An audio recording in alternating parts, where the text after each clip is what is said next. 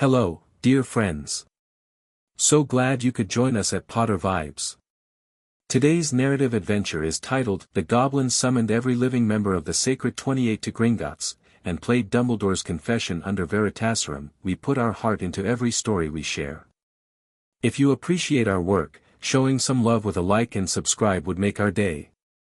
The story begins now. Chapter 1. The summoning. Daphne Greengrass was already running late when the letter arrived. She'd spent the morning battling with quarterly projections for Greengrass Apothecary Imports, her family's centuries-old business that had, quite inconveniently, become her sole responsibility after her parents relocated to their Mediterranean villa, just until things settled down, 3 years ago.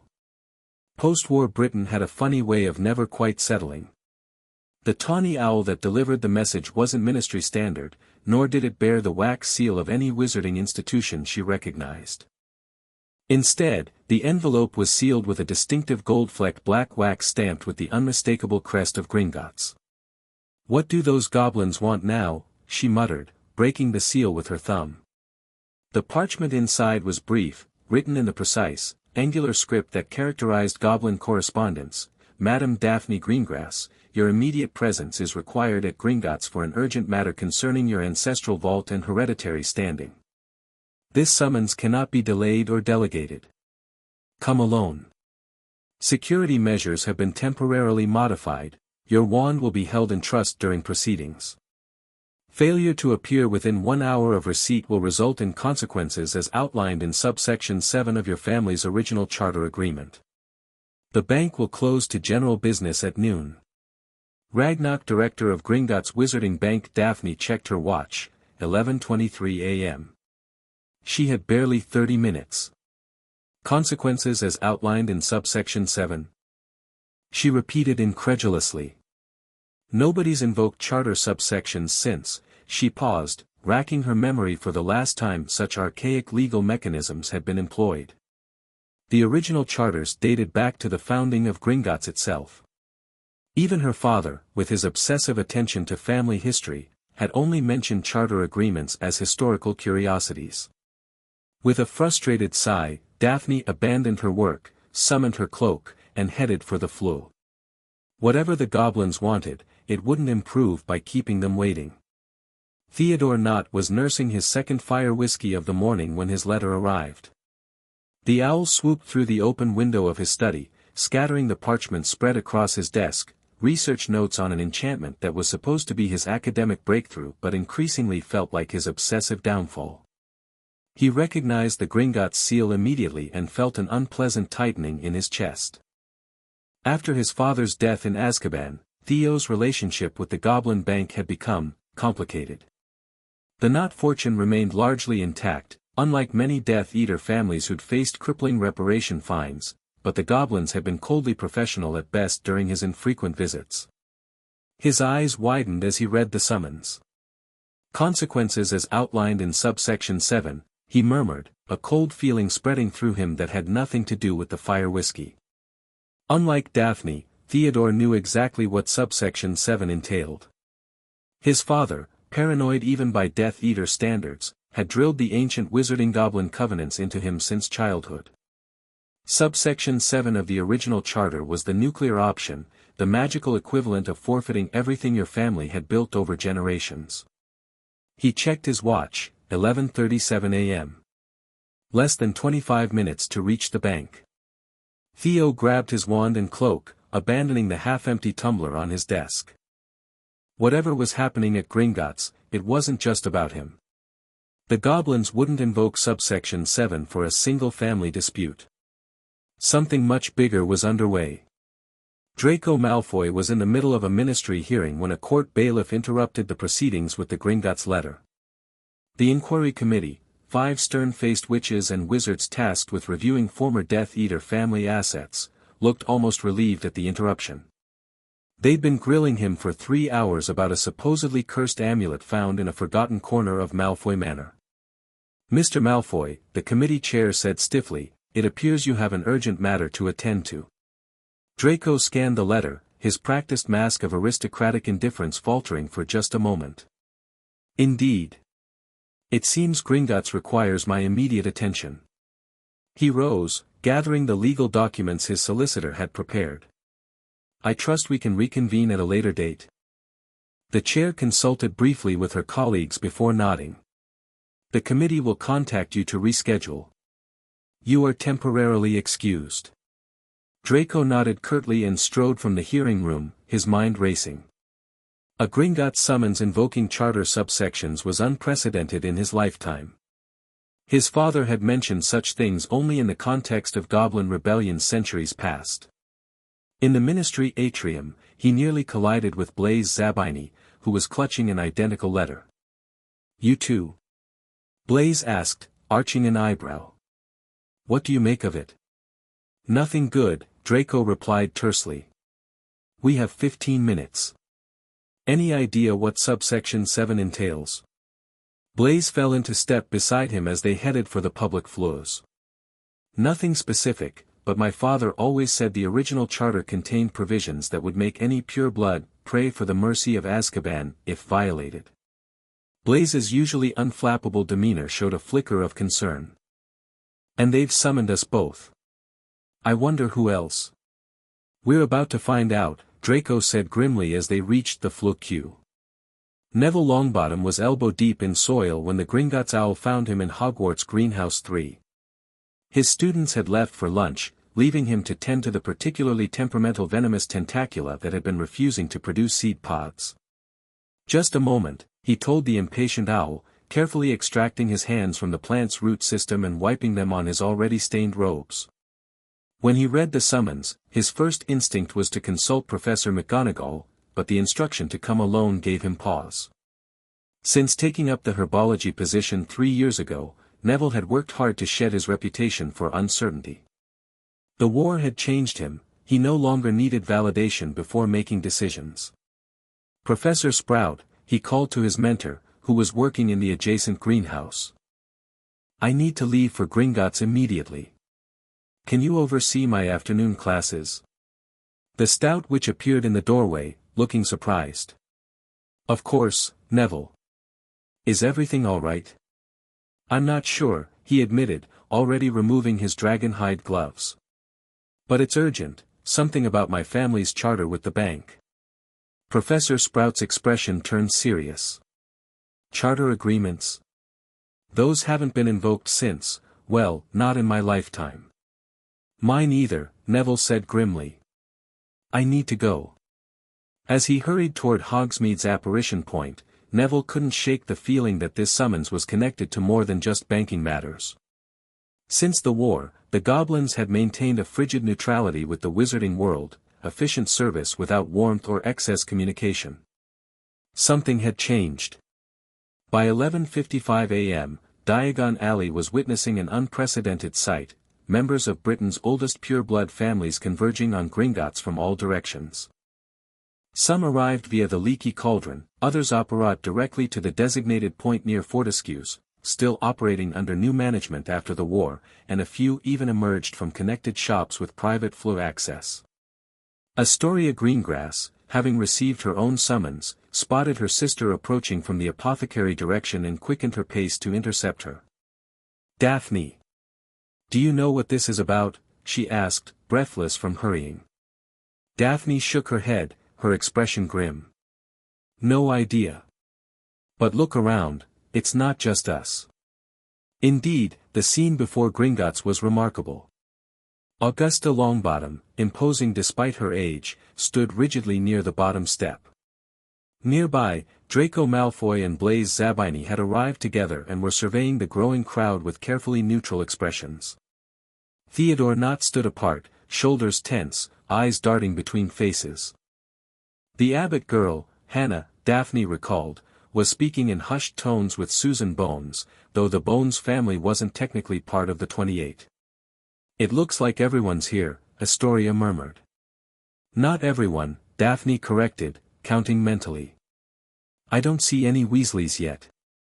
As if summoned by her observation, Arthur and Molly Weasley appeared at the far end of the alley, looking confused and concerned. Behind them came their brood, or at least some of them, George, Percy, and Bill with his Partvila wife. The Goblins summoned Weasleys. Draco's voice carried from where he stood. This gets more bizarre by the minute. Careful, Malfoy, Bill Weasley called back, his scarred face set in a frown. I worked with the goblins for years. If they're invoking charter subsections, we'd all do well to mind our manners. Before Draco could retort, the massive bronze doors of Gringotts swung open. A senior goblin in an unusually formal waistcoat stood at the threshold, his expression inscrutable. The summoned families will enter now, he announced, his voice magically amplified to carry over the murmuring crowd. All others currently inside are being escorted out through alternate exits. Indeed, confused-looking witches and wizards were emerging from smaller side doors, escorted by stern goblins who immediately sealed these exits once emptied. "What about our wands?" called out Marcus Flint, who stood among a group of younger Sacred 28 heirs. The goblin's expression didn't change.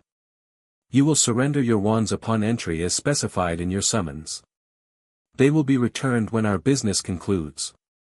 A ripple of unease passed through the assembled purebloods. Wizards voluntarily surrendering their wands was almost unheard of. "And if we refuse?" This from an elderly Selwyn, his voice quavering but defiant. "Then you will have violated subsection 7 of your family's charter," the goblin replied emotionlessly. "The consequences would begin immediately and would be irreversible." The threat hung in the air. One by one, the families began to ascend the white marble steps. Daphne and Astoria exchanged glances before following suit. "Stay close to me," Daphne murmured to her sister. "Something tells me we're about to witness wizarding history, and not the kind that makes it into Bin's lectures." The interior of Gringotts had been transformed. The long counter where goblins typically served customers had vanished, as had the many desks. Instead, the vast marble hall contained a large circular arrangement of chairs, exactly enough for each summoned member of the 28 families. At the center stood a raised dais with a single stone basin that Daphne recognized as a pensieve, though larger and more elaborate than any she'd seen before. Beside it stood a tall, imposing goblin wearing formal attire adorned with medals and insignia that suggested high rank. "Place your wands in the receptacles before taking your seats," instructed another goblin, gesturing to small golden boxes positioned at the entrance to the circle. With visible reluctance, the wizards and witches complied. Daphne felt the familiar discomfort that came with surrendering her wand, a vulnerability that magical folk rarely experienced. As they took their seats, Daphne found herself between Astoria and Theodore Knott, with Draco directly across from her. The arrangement seemed deliberately calculated to separate family members and traditional allies. Once all were seated, the bronze doors swung shut with an ominous thud. Magical seals glowed briefly along their seams. The tall goblin at the center raised his hands for silence. "I am Ragnok, Director of Gringotts and Keeper of the Covenant," he began, his voice deep and resonant without magical amplification. "You have been summoned under the authority granted by the original charter signed by your ancestors at the founding of this institution." He paused, his dark eyes sweeping the circle. "For centuries, Gringotts has maintained our agreement to serve as neutral custodians of wizarding wealth. We have honored our commitments through wars, rebellions, and the rise and fall of dark wizards. We have kept your secrets, protected your treasures, and maintained discretion even when your kind persecuted ours." The accusation in his tone was unmistakable.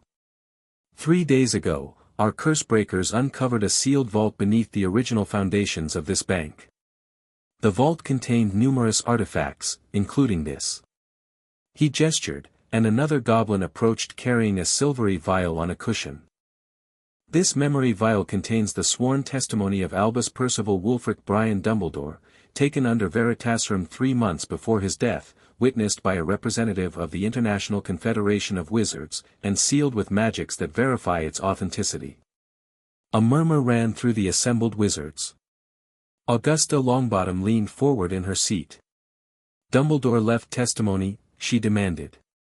"Why weren't we informed?"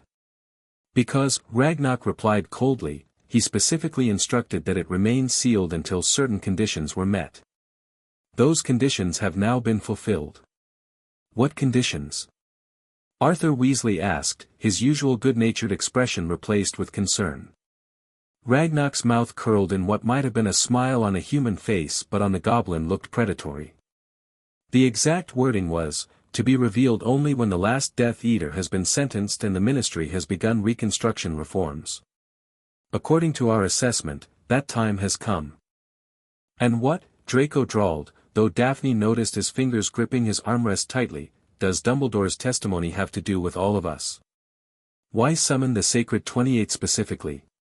Because, Ragnok said, his testimony concerns the true origins of your family's magic, Mr. Malfoy. It concerns the fundamental lie at the heart of pureblood supremacy. It concerns matters that your ministry and your ancestors have conspired to erase from history. The temperature in the room seemed to drop. Daphne found herself leaning forward despite her determination to appear unaffected. Before we proceed, Ragnok continued, I must inform you that the bank is now sealed. No one will enter or leave until our business concludes.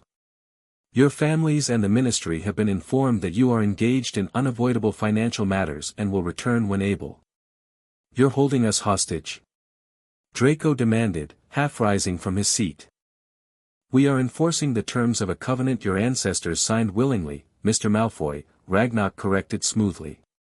A covenant that grants us this authority under specific circumstances, circumstances that now apply. And what circumstances are those? Asked Theodore Nott, his voice quiet but intense. Ragnok fixed him with a penetrating stare.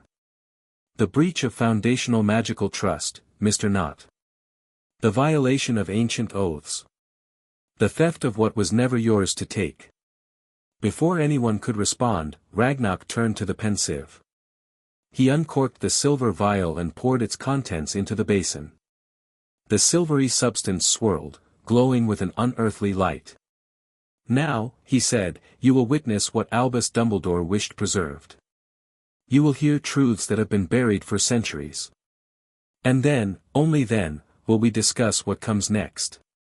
With a gesture from Ragnok, the pensieve's contents rose into the air, expanding into a shimmering projection visible to everyone in the circle. The image solidified into a recognizable scene, Albus Dumbledore, looking friendlier than most remembered him, seated in an austere stone chamber. His eyes, however, held their characteristic sharpness, though the twinkle was notably absent. Across from him sat a severe-looking witch in formal ICW robes, while to the side stood a goblin wearing insignia identifying him as a treaty witness. The ICW witch spoke, for the record, you have voluntarily taken Veritaserum, correct, Professor Dumbledore? I have, Dumbledore replied, his voice steady despite the potion's influence. And you understand that this testimony is being preserved under international magical seal, to be revealed only under the conditions you've specified? I do. The witch nodded. Then let us begin. Please state your full name and current positions. Albus Percival Wulfric Brian Dumbledore. Headmaster of Hogwarts School of Witchcraft and Wizardry. Supreme Mugwump of the International Confederation of Wizards. Chief Warlock of the Wizengamot. Thank you. Now, Professor, you've requested this hearing to record certain historical truths that you believe have been deliberately suppressed. Please proceed with your testimony. Dumbledore's blue eyes seemed to gaze directly at the assembled Sacred 28 as he began to speak. What I am about to reveal will be difficult for many to accept. It contradicts centuries of accepted wizarding history and undermines the foundational beliefs of many of our oldest families. Nevertheless, as I face the twilight of my life, I find I can no longer be complicit in perpetuating these lies. He paused, seeming to gather his thoughts despite the Veritaserum's influence. The commonly accepted history of wizarding Britain, indeed, of European wizardry as a whole, is largely fabrication. The notion that magical ability emerged spontaneously in certain human bloodlines, which became our pure-blood families, is false. So too is the belief that Muggle-born somehow steal or randomly acquire magic. The projection showed Dumbledore leaning forward, his intensity palpable even through the memory. The truth is far more complex, and far more damning to those who claim superiority through blood status. In the Gringotts hall, Daphne heard the sharp intake of breath from multiple directions. Across the circle, Draco Malfoy's face had gone rigid with suppressed emotion. The memory continued, Dumbledore's voice clear and steady under the influence of the truth serum. Magic, in its original form, belonged to what we now classify as magical beings, goblins, centaurs, elves, and others whose names have been struck from our histories. Humans, as a species, possessed no innate magical ability whatsoever. The silence in Gringotts was absolute now, every face turned toward the projection. Approximately 4,000 years ago, a conclave of powerful human leaders, kings, chieftains, and priests from across what would become Europe, conspired together to obtain magical power for themselves. They studied the magical races, learned their languages, and gained their trust over generations. Then, in a coordinated assault that magical historians later termed the Great Claiming, they enacted blood rituals to forcibly extract and bind magical essence from these beings to their own bloodlines. In her seat, Daphne felt suddenly lightheaded. Beside her, Theodore Nott had gone very still. These rituals were acts of profound magical theft, Dumbledore continued relentlessly. The participants bound the stolen magic into their family bloodlines through means that would today be classified as the darkest of arts. The families who participated in this theft became the original, pure, magical bloodlines of Europe. Ragnok's eyes gleamed as he watched the reactions around the circle. Neville Longbottom looked physically ill. Augusta's face was like stone. The Sacred 28 of Britain are direct descendants of the 28 human families who participated in the original British ritual circle of the Great Claiming, Dumbledore stated flatly. Their family grimoires, if examined by those who know what to look for, still contain encoded references to these events, disguised as creation myths or family blessings. Daphne's mind raced to her family's grimoire, to the strange parable at its beginning about the greengrass ancestor who captured wild magic from the ancient hills and bound it to his children forever. She'd always assumed it was metaphorical. The magical beings who survived this theft did not forget, Dumbledore continued.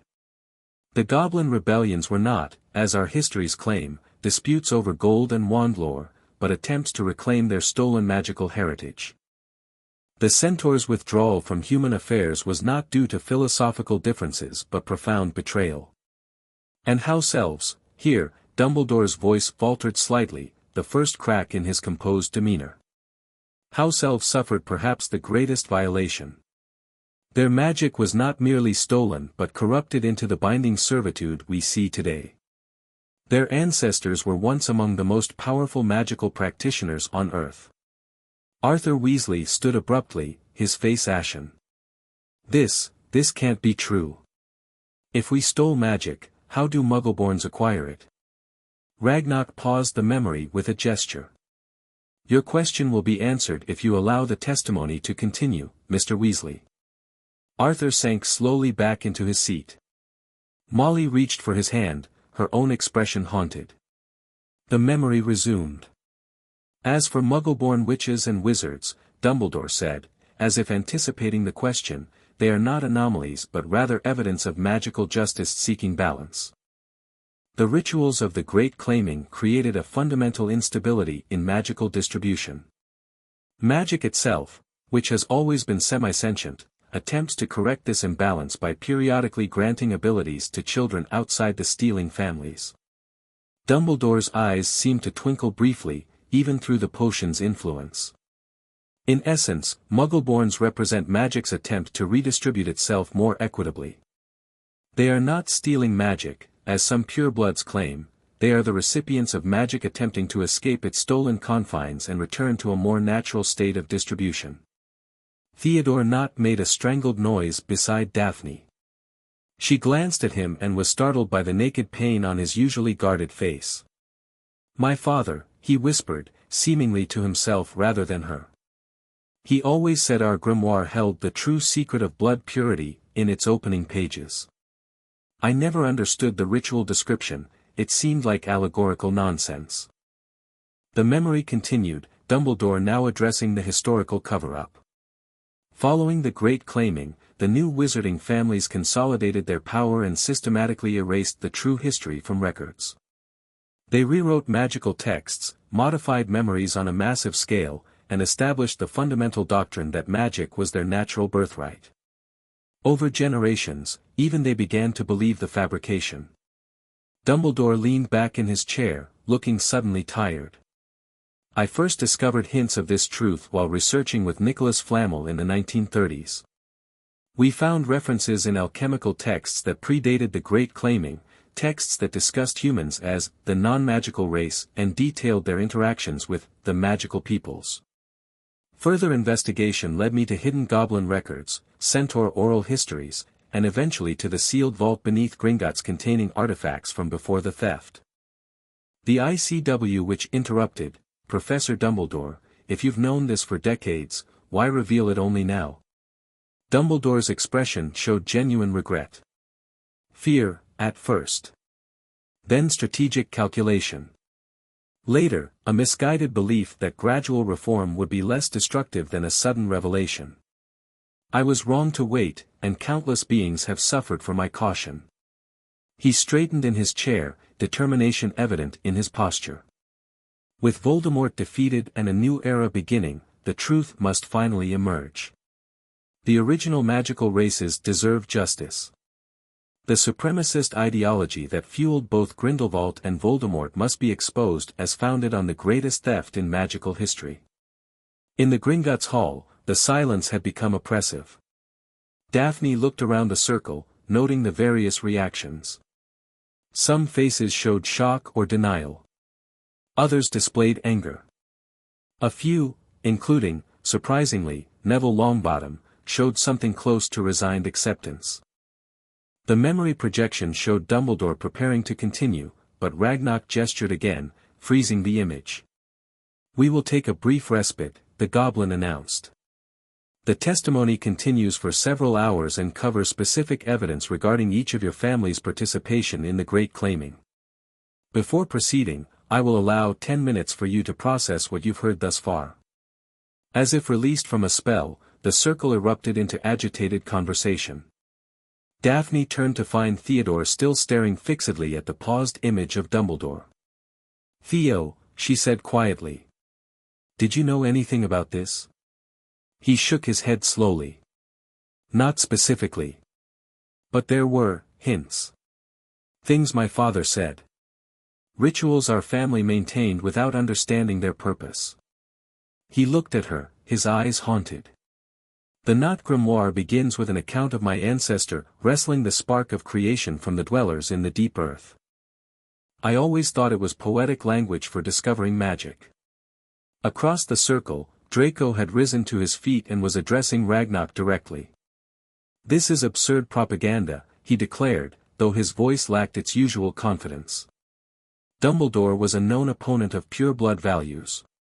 Even under Veritaserum, his testimony would be colored by his biases and political agenda. Ragnok regarded him with cold amusement. The Veritaserum used was brewed to International Confederation standards and verified by 3 independent potions masters. Moreover, Mr. Malfoy, the testimony is consistent with Goblin historical records that predate your family's existence. Then why hasn't this truth emerged before now? Draco demanded. Surely in thousands of years, someone would have exposed this conspiracy. Many have tried, Ragnok replied evenly. All were silenced, some by discreditation, others by more permanent means. Your own ministry maintains a department specifically tasked with suppressing certain historical truths, under the guise of protecting magical security. They call it the Unspeakable Division for a reason, Mr. Malfoy. This revelation sent another ripple of unease through the gathering. Augustus Rookwood, a notorious Death Eater, had been an unspeakable before his allegiance to Voldemort was exposed. Neville Longbottom stood, his movements deliberate. Unlike Draco's confrontational posture, Neville seemed calm, even resigned. Director Ragnok, he said, his voice steady, I have a question, if I may. The goblin inclined his head slightly. Proceed, Mr. Longbottom. This testimony explains the origin of wizarding magic, but not why you've gathered us here today. What do you and Gringotts intend to do with this information? What are you seeking from us? A subtle murmur of agreement followed his question. Daphne found herself nodding. Longbottom had cut directly to the heart of the matter. Ragnok's expression remained inscrutable. A fair question. The answer will become clearer as the testimony continues. For now, I will say only this: after millennia of waiting, the magical beings of Britain are seeking restitution. Restitution? Molly Weasley echoed, her voice rising. For something our ancestors allegedly did thousands of years ago. That's preposterous. Is it, Mrs. Weasley? Ragnok's voice hardened. Your family continues to benefit from magic that was never rightfully yours. The consequences of the great claiming persist to this day in the subjugation of magical beings. House elves remain enslaved. Goblins are forbidden wands. Centaurs are classified as beasts rather than equals. He gestured around the opulent hall. Even this bank exists only because your ministry restricts goblin magic to financial matters, a way to harness our abilities while keeping us contained. Before Molly could respond, Arthur placed a restraining hand on her arm. Let's hear the rest, he said quietly. We need to understand the full situation. Blaise Zabini, who had remained silent until now, leaned forward in his seat. There's something I don't understand. If wizarding families stole magic from magical beings, why would Dumbledore keep this secret for decades? Especially given his professed beliefs about equality. Ragnok's smile was cold. An excellent question, Mr. Zabini. Perhaps the answer lies in the continuation of the testimony. He turned back to the pensive projection. Our break is concluded. We will now proceed. The image of Dumbledore unfroze, continuing where it had left off. The implications of this truth are, of course, staggering, Dumbledore was saying. If widely known, it would undermine not only blood supremacy but the very foundations of wizarding governance and society. The potential for violent upheaval is significant. The ICW witch leaned forward. Are you suggesting the truth should remain buried, Professor? No, Dumbledore replied firmly. But I am suggesting it must be revealed strategically, with preparations in place to prevent chaos. The Goblins of Gringotts have maintained detailed records of the original theft and subsequent cover-up. Per ancient treaties, they have the right to seek restitution from the stealing families. Here, Dumbledore's expression became grave. However, simple financial reparations would be insufficient. The damage done was magical in nature and requires magical remediation. Each of the original families possesses, locked within their bloodline, a portion of the stolen magic that could, theoretically, be redistributed. A shocked murmur ran through the Gringotts hall. Augusta Longbottom's voice cut through the noise.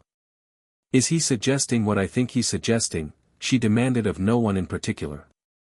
That our family magic could be, what, extracted from us? Ragnok didn't answer, merely gesturing for attention as the testimony continued.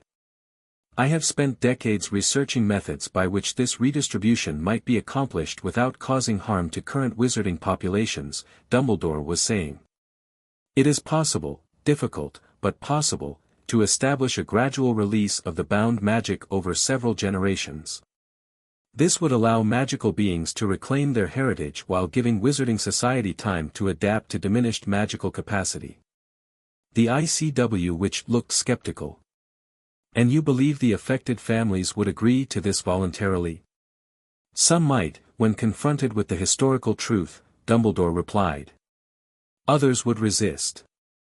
Which is why I have also prepared evidence packages specific to each family, documenting their ancestors' participation in the great claiming and the specific magical abilities they stole. He gestured to a stack of sealed parchments visible at the edge of the memory. These are not merely historical accusations but magical proofs. Each contains artifacts that will resonate with the family's stolen magic, providing irrefutable evidence of the theft. In her seat, Daphne felt a chill run down her spine. Across the circle, she noticed several others shifting uncomfortably. In the event of my death before this matter is resolved, Dumbledore continued, I have arranged for these materials to be secured in the original vault beneath Gringotts, accessible only when certain conditions are met. The Goblins have agreed to act as custodians until that time. The ICW which made a note. And what do you hope will come of this revelation, ultimately? Dumbledore's blue eyes seemed to look beyond the memory, directly at the assembled Sacred 28. Justice, firstly. Acknowledgement of historical wrongs. But beyond that, a new covenant between wizards and magical beings, one based on truth rather than theft and subjugation. The gradual redistribution of stolen magic would, over time, create a more equitable magical society. He paused, seeming to choose his words with care despite the truth serum.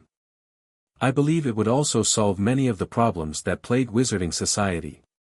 Blood purism would be exposed as fundamentally fraudulent. The declining magical strength observed in the most pure families would be understood as the natural consequence of concentrating stolen magic that seeks to return to its original state. In the Gringotts hall, Theodore Knott made a strange, choked sound. Daphne glanced at him questioningly. The fading, he whispered. My father was obsessed with countering it, the gradual weakening of spell strength in pure bloodlines. He thought it was due to insufficient purification rituals, but if Dumbledore is right.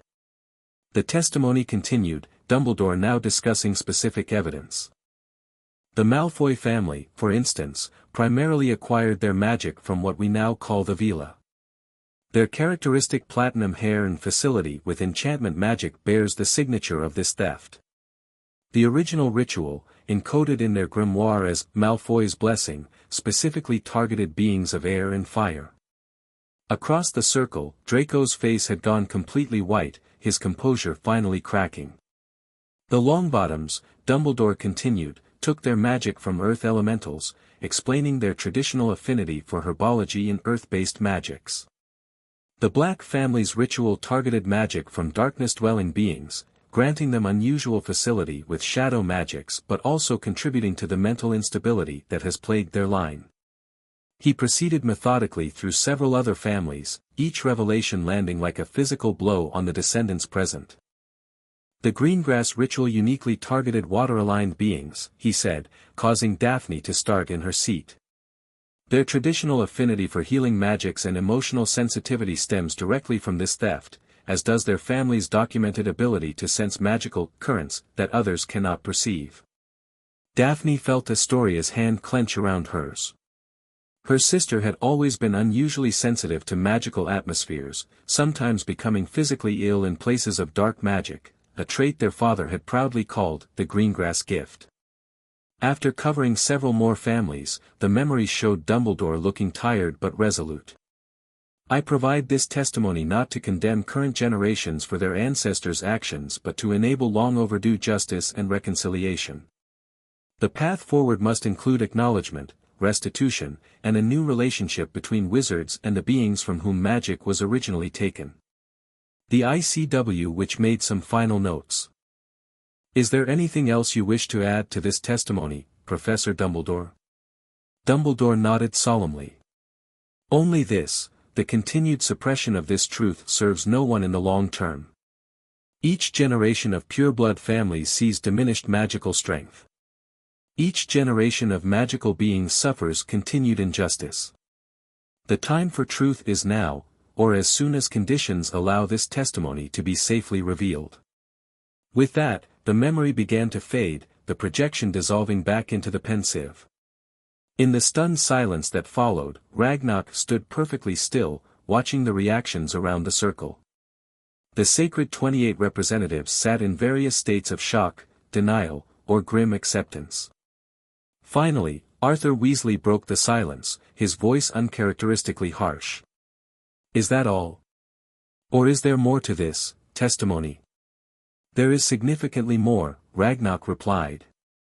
Detailed evidence regarding each family's specific ritual and the magical beings they targeted. Documentation of subsequent cover-ups. Magical analyses showing the degradation of stolen magic over generations. He paused, his dark eyes moving around the circle. However, before we proceed to that evidence, I believe we should address the questions that must now be foremost in your minds. Why have you been gathered here today? What does Gringotts intend? And what choices now lie before you? Augusta Longbottom straightened in her seat. Indeed, Director. I think we deserve those answers immediately. Ragnok nodded once, sharply. Very well. The Goblin Nation, in concert with representatives from other magical beings, has prepared a proposal for restitution and reconciliation. You have been summoned here not merely to witness Dumbledore's testimony but to be the first to consider this proposal. What kind of proposal? Blaise Zabini asked, his usual smooth demeanor strained. One that would implement Dumbledore's suggested approach, a gradual, controlled release of bound family magic over 7 generations, allowing for adaptation rather than sudden loss.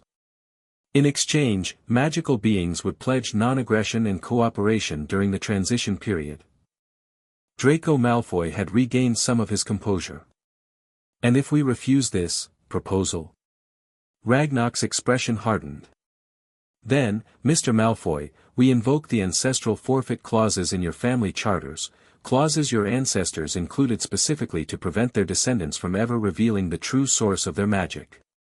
Ironic, is it not, that these same clauses now give us leverage when the truth has emerged from another source?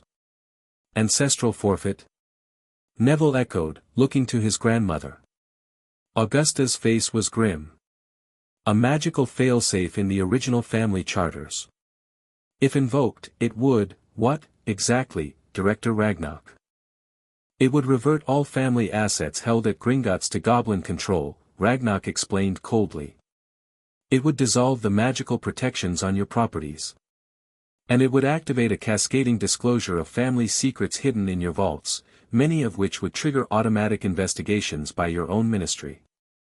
He let this sink in before continuing. Your ancestors were thorough in ensuring their secrets would remain buried, even at the cost of their descendants' fortunes. Daphne's mind raced. The Greengrass fortune, while not as vast as the Malfoys, represented centuries of careful investment and acquisition. Beyond the financial implications, the thought of family secrets being exposed, particularly those from the darker periods of wizarding history, was genuinely frightening. This is extortion, Draco said flatly. This is justice long delayed, Ragnok countered. And it is considerably more merciful than what some among my kind would prefer. Believe me, Mr. Malfoy, there are those who would happily see the magic ripped from your bloodline immediately, regardless of the consequences to your person. Molly Weasley stood abruptly. The Weasleys have never supported blood supremacy. We've fought against it for generations.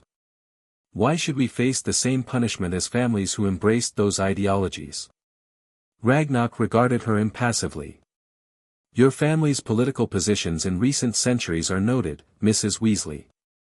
However, you continue to benefit from magic that was never rightfully yours. The proposal accounts for such distinctions. The terms would be modified for families who have demonstrated greater, ethical consideration in their use of the stolen power. Arthur gently pulled Molly back to her seat, whispering something in her ear that seemed to calm her slightly. Theodore not cleared his throat. You mentioned a 7-generation process. How would that actually work? What would it mean for us, practically speaking? It was the question many seemed afraid to ask. Daphne found herself leaning forward, awaiting the answer. Ragnok gestured, and another goblin approached with a large scroll, which he unrolled on a podium that appeared beside the pensieve. The Restitution Covenant, as we've termed it, would establish a magical binding between each family and the beings from whom their magic was taken. The process would involve ritual acknowledgement of the historical theft, followed by the creation of a controlled channel through which the bound magic could gradually return to its rightful inheritors. He ran a long finger down the document. For the current generation, the effects would be minimal, perhaps a slight reduction in magical strength for the most powerful among you.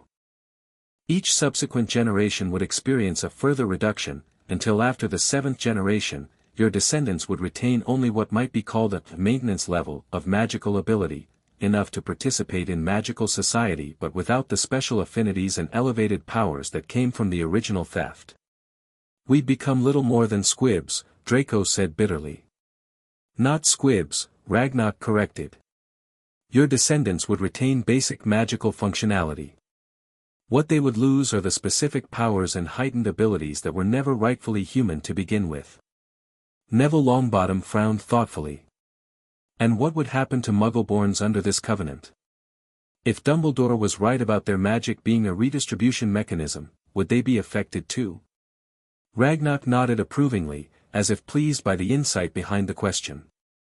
Muggleborn witches and wizards would gradually see an increase in their collective magical strength as the redistribution accelerates. However, as the original imbalance is corrected over generations, the phenomenon of Muggleborns would likely diminish. Magic would primarily reside with magical beings, with humans retaining only a modest capacity, as was the natural order before the Great Claiming. The implications hung heavy in the air. Daphne found herself trying to imagine a wizarding world where the traditional power structures were completely inverted, where goblins, house elves, and centaurs wielded greater magic than most wizards. What about half-bloods? Asked Hannah Abbott unexpectedly. If one parent comes from a sacred 28 family and another from a Muggleborn line, how would the covenant affect their children? The covenant tracks magical signatures, not blood status as wizards conceive it, Ragnok explained. A half-blood child would experience effects proportional to how much of their magic derives from the original theft. In most cases, this would mean a more gradual reduction than for pureblood lines. Questions continued, with Ragnok providing detailed, clearly prepared answers about the mechanics and implications of the proposed covenant. Throughout the exchange, Daphne noticed that the goblin seemed almost disappointed by the relatively calm, analytical tenor of the discussion. He expected more outrage, she realized. More denial and resistance. Indeed, while there was evident distress among the sacred 28 representatives, many seemed to be processing the revelations with surprising, even suspicious, equanimity. She caught Theodore studying the others with the same realization dawning on his face. Finally, after nearly an hour of questions and explanations, Augusta Longbottom raised a withered hand to silence the ongoing discussion. Director Ragnok, she said, her voice carrying the authority of decades in wizarding politics, I believe I understand why you've presented this information to us before taking it to the wider wizarding world or the ministry. Ragnok inclined his head slightly. Do enlighten us, Madam Longbottom. You're offering us the opportunity to shape how this revelation emerges, she said shrewdly. To negotiate terms before the information becomes public and provokes what would likely be a much less rational response from the ministry and the general wizarding population. A murmur of realization spread through the circle as others grasped what Augusta was suggesting. Indeed, Ragnok confirmed. The Goblin Nation is not naive about wizarding politics. A public revelation of this magnitude would likely trigger panic, denial, and potentially violence. By approaching the sacred 28 first, we offer the possibility of a controlled transition rather than chaotic upheaval. He gestured to the scroll on the podium. The covenant includes provisions for how this information would be disclosed to the wider wizarding world, with timetables and staged revelations designed to minimize disruption. So we're hostages and ambassadors, Draco observed acidly. You are the descendants of those who committed the original theft, Ragnok corrected. It is fitting that you should be the ones to acknowledge the truth and help establish the path to restitution. Daphne found herself nodding slowly. The goblin's approach, while manipulative, showed a sophisticated understanding of wizarding politics and psychology. A direct public revelation would indeed risk triggering a crisis that could make productive resolution impossible. Theodore Knott stood suddenly. I have a different question, he said, his voice tight with controlled emotion. Dumbledore mentioned evidence packages for each family. I want to see the one for House Knott. Ragnok studied him for a long moment before nodding to another goblin, who disappeared through a side door. A reasonable request, Mr. Knott. We had planned to provide these materials after establishing the general framework, but perhaps examining specific evidence will help clarify matters for some of you. One by one, other representatives requested their family's evidence as well. Soon, goblins were distributing sealed packets to each family representative. Daphne received a heavy envelope bearing the greengrass crest alongside the Gringott seal. With slightly trembling fingers, she broke the seal and removed its contents. Inside was a collection of documents, some appearing ancient, others more recent. A small crystal vial containing what looked like water but moved like quicksilver. A folded parchment in Dumbledore's distinctive handwriting. She opened Dumbledore's letter first. To the Greengrass heir or representative, the artifacts enclosed provide evidence of your family's participation in the Great Claiming Ritual circa 2100 BCE. The crystal vial contains a memory extracted from a water spirit elder, one of the few survivors of your ancestors' targeting of water-aligned beings in what is now the Lake District. When placed in a pensieve, this memory will show the ritual performed by Herodotus Greengrass and his circle. More significantly, if you place a drop of your blood into the vial, safely, with a clean silver needle, you will witness a magical reaction that confirms the connection between your family magic and that which was taken from the water spirits. The ancient scroll contains the original ritual text, encoded within what appears to be a creation myth. When translated using the key provided in the smaller parchment, its true nature becomes apparent. I provide this evidence not to shame but to illuminate. The Greengrass family has, in many generations, shown greater wisdom and moderation than some of your peers among the Sacred 28. That temperance gives me hope that you may be among those who lead the way toward reconciliation. Albus Dumbledore. Daphne looked up from the letter to find Astoria reading over her shoulder, her sister's face pale but composed. "Do you think it's true?" Astoria whispered. Before Daphne could answer, a commotion from across the circle drew everyone's attention. Theodore Knott was on his feet, his face ashen, holding what appeared to be a small black stone in his palm. "It's resonating," he said, his voice barely audible. Then louder, "The stone is resonating with my magic." Just as the document said it would. The stone was vibrating visibly, emitting a low hum and occasionally throwing off sparks of dark energy that seemed to connect to Theodore's hand via thin threads of magic. Ragnok watched impassively. The Knott family took their magic primarily from subterranean beings now extinct, beings who could shape stone with thought alone. That stone is a remnant of their craftsmanship, attuned to recognize its own stolen essence.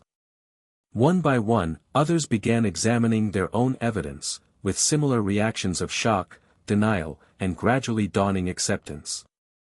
Augusta Longbottom held a small pouch of soil that glowed gently in her weathered hands. Bill Weasley was examining ancient runes that matched patterns on his family's ancestral clock. Draco Malfoy sat rigidly, refusing to open his packet, his face a mask of cold fury. "This proves nothing," he declared. "Magical resonance can be falsified. Documents can be forged. Even pensive memories can be manipulated by a wizard of Dumbledore's caliber." Ragnok regarded him dispassionately. "Your skepticism is noted, Mr. Malfoy. However, I suggest you examine your evidence before dismissing it entirely. Your family's packet contains something particularly compelling, a feather that will respond uniquely to your touch." Draco's eyes flicked briefly to the sealed packet before him, but he made no move to open it. Daphne returned her attention to the Greengrass evidence. The crystal vial caught her eye again, its quicksilver contents moving in patterns that seemed almost deliberate, as if trying to communicate. Making a decision, she uncorked the vial and carefully tipped a single drop onto the back of her hand. Immediately, the droplet spread into an intricate pattern across her skin, a delicate filigree that matched exactly the Greengrass family crest, but with subtle differences that seemed to reveal older, more primal symbols beneath the familiar design. "Daphne!" Astoria gasped. Around them, the other Sacred 28 representatives were having similar experiences with their evidence, some reacting with horror, others with fascination, a few with what looked like resignation. Ragnok allowed this exploration to continue for several minutes before again calling for attention. You have now seen both Dumbledore's testimony and evidence specific to your families, he stated. The question before you is simple but consequential: will you acknowledge the truth of your magical origins and participate in the restitution covenant? Or will you refuse, triggering the ancestral forfeit clauses in your charters? The ultimatum hung in the air. Daphne glanced around the circle, noting the conflicted expressions on many faces. Unexpectedly, it was Neville Longbottom who broke the silence. My grandmother and I will need to confer privately before making such a momentous decision, he said firmly. I suspect others feel the same. Director Ragnok, surely you don't expect immediate answers to questions that affect not just us but generations of our families to come. Murmurs of agreement rose from around the circle. Even Draco nodded grudgingly at Longbottom's reasonable request. Ragnok considered for a moment, then inclined his head slightly. A fair point, Mr. Longbottom. The Goblin nation has waited millennia for justice. We can allow a short deliberation period. Each family may have 1 hour to confer privately before presenting their initial response. With a gesture, he caused the circular arrangement of chairs to reconfigure into family groupings, each set slightly apart from the others with privacy charms shimmering into place around them. 1 hour, Ragnok repeated. Then we reconvene to hear your preliminary positions. Be advised that while we are prepared to negotiate specific terms of the covenant, the fundamental choice, acceptance or rejection of the restitution principle, cannot be deferred indefinitely. As the Sacred 28 broke into family groups, Daphne found herself sitting across from Astoria, their evidence spread between them. What do we do? Astoria asked quietly, her usual composure shaken. Daphne took a deep breath, forcing her racing thoughts into order. First, we examine everything thoroughly. Then we consider our options logically. She picked up the crystal vial again, studying its swirling contents. And we remember that, whatever we decide, we're making this choice without mother and father. Astoria's expression hardened slightly. Perhaps that's for the best. Father would refuse outright on principle alone. Yes, Daphne agreed grimly. And that's precisely why we need to consider more carefully. This isn't just about us or even our children. This is about 7 generations of greengrasses to come. Around them, similar conversations were occurring in each family grouping. The Sacred 28, backbone of Wizarding Britain's power structure for centuries, faced a choice that would reshape magical society forever. In the center of it all, Ragnok watched with the patient expression of someone who had planned this moment for a very, very long time. The hour of deliberation passed quickly, filled with intense discussion, examination of evidence, and in some cases, bitter argument within family groups. Daphne and Astoria had spent their time methodically reviewing each piece of evidence, testing its magical properties, and weighing the implications of both accepting and rejecting the goblin proposal. As the privacy charms dissolved and the chairs rearranged back into the original circle, Daphne noticed the strained expressions on many faces. Some, like Augusta Longbottom, appeared resolved, while others, particularly Draco Malfoy, radiated barely contained fury. Ragnok returned to the center of the circle, his posture formal. Your hour has concluded. Before hearing your positions, I must inform you of one additional factor: the ancestral forfeit clauses can only be invoked against a family unanimously. If even one member of a bloodline accepts the covenant, the entire family line receives a grace period of 1 lunar cycle to reach consensus before penalties begin. This revelation caused visible relief among some representatives. Draco's eyes narrowed suspiciously. Why tell us this now, instead of before our deliberations? He demanded. Ragnok's smile was thin. To encourage honest initial reactions rather than tactical positioning, Mr. Malfoy. Now, we will hear from each family, beginning with the Longbottoms. Neville stood, his posture straight but not rigid. The war hero had grown into a man of quiet confidence, far removed from the nervous boy of his early Hogwarts years. The House of Longbottom acknowledges the evidence presented, he said clearly. While we require time to fully process its implications, we are provisionally willing to participate in the Restitution Covenant, provided certain humanitarian safeguards are included to protect both current and future generations. Augusta nodded in solemn agreement beside him. Ragnok inclined his head. Your position is noted, Mr. Longbottom. The Goblin Nation appreciates your family's characteristic integrity. He turned expectantly to the next family grouping. One by one, representatives stated their initial positions. The responses varied widely. The Weasleys, after some visible disagreement among themselves, indicated cautious willingness to participate, with Bill specifically mentioning his unique perspective from years of working alongside goblins. The Abbotts and Macmillans similarly expressed tentative acceptance, though with requests for extended time frames and specific protections. The Bulstrodes flatly refused, with the family matriarch declaring the entire proceeding a transparent attempt at magical theft through manipulation and coercion.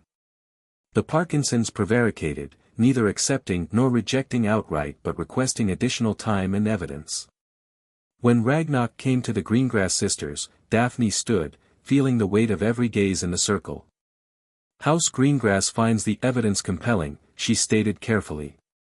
We are prepared to acknowledge the historical truths presented today. Regarding the Restitution Covenant, we require additional details about implementation and safeguards, but in principle, we recognize the justice in what you propose. Beside her, Astoria nodded in firm agreement. As Daphne retook her seat, she caught Theodore not watching her with an unreadable expression. When his turn came, he stood alone, no other not family members present to support or oppose him. The evidence provided to House Nod is irrefutable, he said, his voice tight but controlled. The resonance between the artifacts and my family magic cannot be dismissed as coincidence or fabrication. He faltered momentarily before continuing more firmly. I will require time to fully consider the terms of the covenant, but I cannot in good conscience deny the fundamental truth of Dumbledore's testimony. Ragnok nodded, seeming unsurprised by Theodore's position. Your honesty is acknowledged, Mr. Knott. Finally, it came to Draco Malfoy. He rose slowly, his pale features composed in an expression of cold disdain. House Malfoy rejects both the allegations and the proposed covenant in their entirety, he stated flatly. This proceeding is nothing more than an elaborate extortion attempt, using manipulated evidence and coercive tactics to undermine wizarding authority and extract concessions from ancient families. He looked directly at Ragnok. Furthermore, I formally request ministry intervention under Section 12 of the Magical Banking Regulations, which prohibits Gringotts from detaining wizarding clients against their will. A tense silence followed this declaration. Ragnok appeared entirely unperturbed. Your position is noted, Mr. Malfoy. Regarding your invocation of Section 12, I must point out that this gathering operates under the authority of the original charter, which predates and supersedes ministry banking regulations. Nevertheless, your objection has been registered. Once all families had stated their positions, Ragnok surveyed the circle thoughtfully. Approximately 2/3 of you have indicated at least provisional willingness to acknowledge the historical truth and consider the Restitution Covenant. This is more than some expected. His gaze flicked briefly toward a shadowed alcove where another goblin stood observing. The next phase of our discussions will address specific concerns regarding implementation, timeframes, and safeguards. He gestured, and the central pensieve was replaced by the large scroll containing the proposed covenant. However, before we proceed, there is one final piece of Dumbledore's testimony that you should witness. It addresses a question several of you have raised: why did he keep this information secret for so long, even as he advocated for magical being rights? With another gesture, the pensieve reappeared alongside the covenant scroll, and a new memory projection formed above it. Dumbledore appeared again, still under Veritaserum's influence, but now responding to follow-up questions from the ICW representative. Professor, the witch was asking, given your long-standing advocacy for the rights of magical beings, why did you not reveal this information decades ago? Why wait until now, when you believe your life may be drawing to a close? Dumbledore's expression showed genuine regret. I discovered the full truth gradually, with key revelations coming during my research with Nicholas Flamel in the 1930s. By then, Grindelwald's rise was already underway. I feared, perhaps correctly, perhaps not, that such a fundamental challenge to wizarding legitimacy during a period of rising dark magic would lead to catastrophic violence against magical beings. He sighed heavily. After Grindelwald's defeat, I intended to begin the process of revelation, but signs of Tom Riddle's transformation into Voldemort were already apparent to those who knew where to look. Again, I calculated, perhaps wrongly, that such a revelation during the rise of another dark wizard would do more harm than good. The ICW which pressed further. But after Voldemort's first defeat? During the years of peace before his return? A failure of courage, Dumbledore admitted, the truth serum compelling complete honesty. And perhaps of imagination. I convinced myself that gradual reforms would be more effective than a sudden, destabilizing truth. I focused on educating the next generation to be more accepting of magical beings, hoping to prepare the ground for eventual revelation. His blue eyes showed profound weariness. I also feared, I still fear, that the revelation could trigger not reconciliation but a violent backlash against magical beings.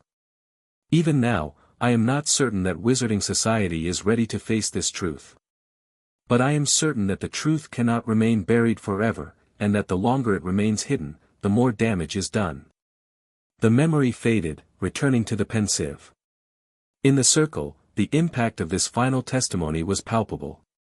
Even those who had expressed skepticism seemed affected by Dumbledore's admission of uncertainty and fear, emotions rarely associated with the legendary wizard.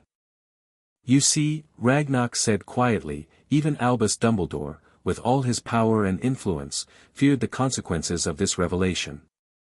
He recognized that wizarding society has built its entire identity upon a foundation of historical theft and subsequent denial. The goblin surveyed the circle once more. We stand at a crossroads. The path of continued denial leads to increasing magical instability and eventual conflict.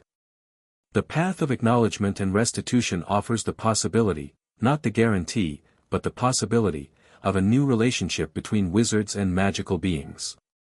He gestured to the Covenant scroll. This document represents our proposed way forward.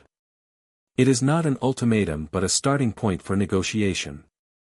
However, the fundamental principle, that stolen magic must eventually return to its rightful inheritors, is non-negotiable. Neville Longbottom rose again. Director Ragnok, you mentioned negotiation. What aspects of the Covenant are open to modification? Time frames, implementation methods, transition provisions, educational approaches, Ragnok replied promptly. The Covenant as drafted proposes a 7-generation transition, that could potentially be extended. It proposes certain ceremonial acknowledgements, the form of those could be adjusted. It includes educational mandates to ensure historical truth is properly taught, the specific curricula could be jointly developed. He made a gesture that might have been conciliatory.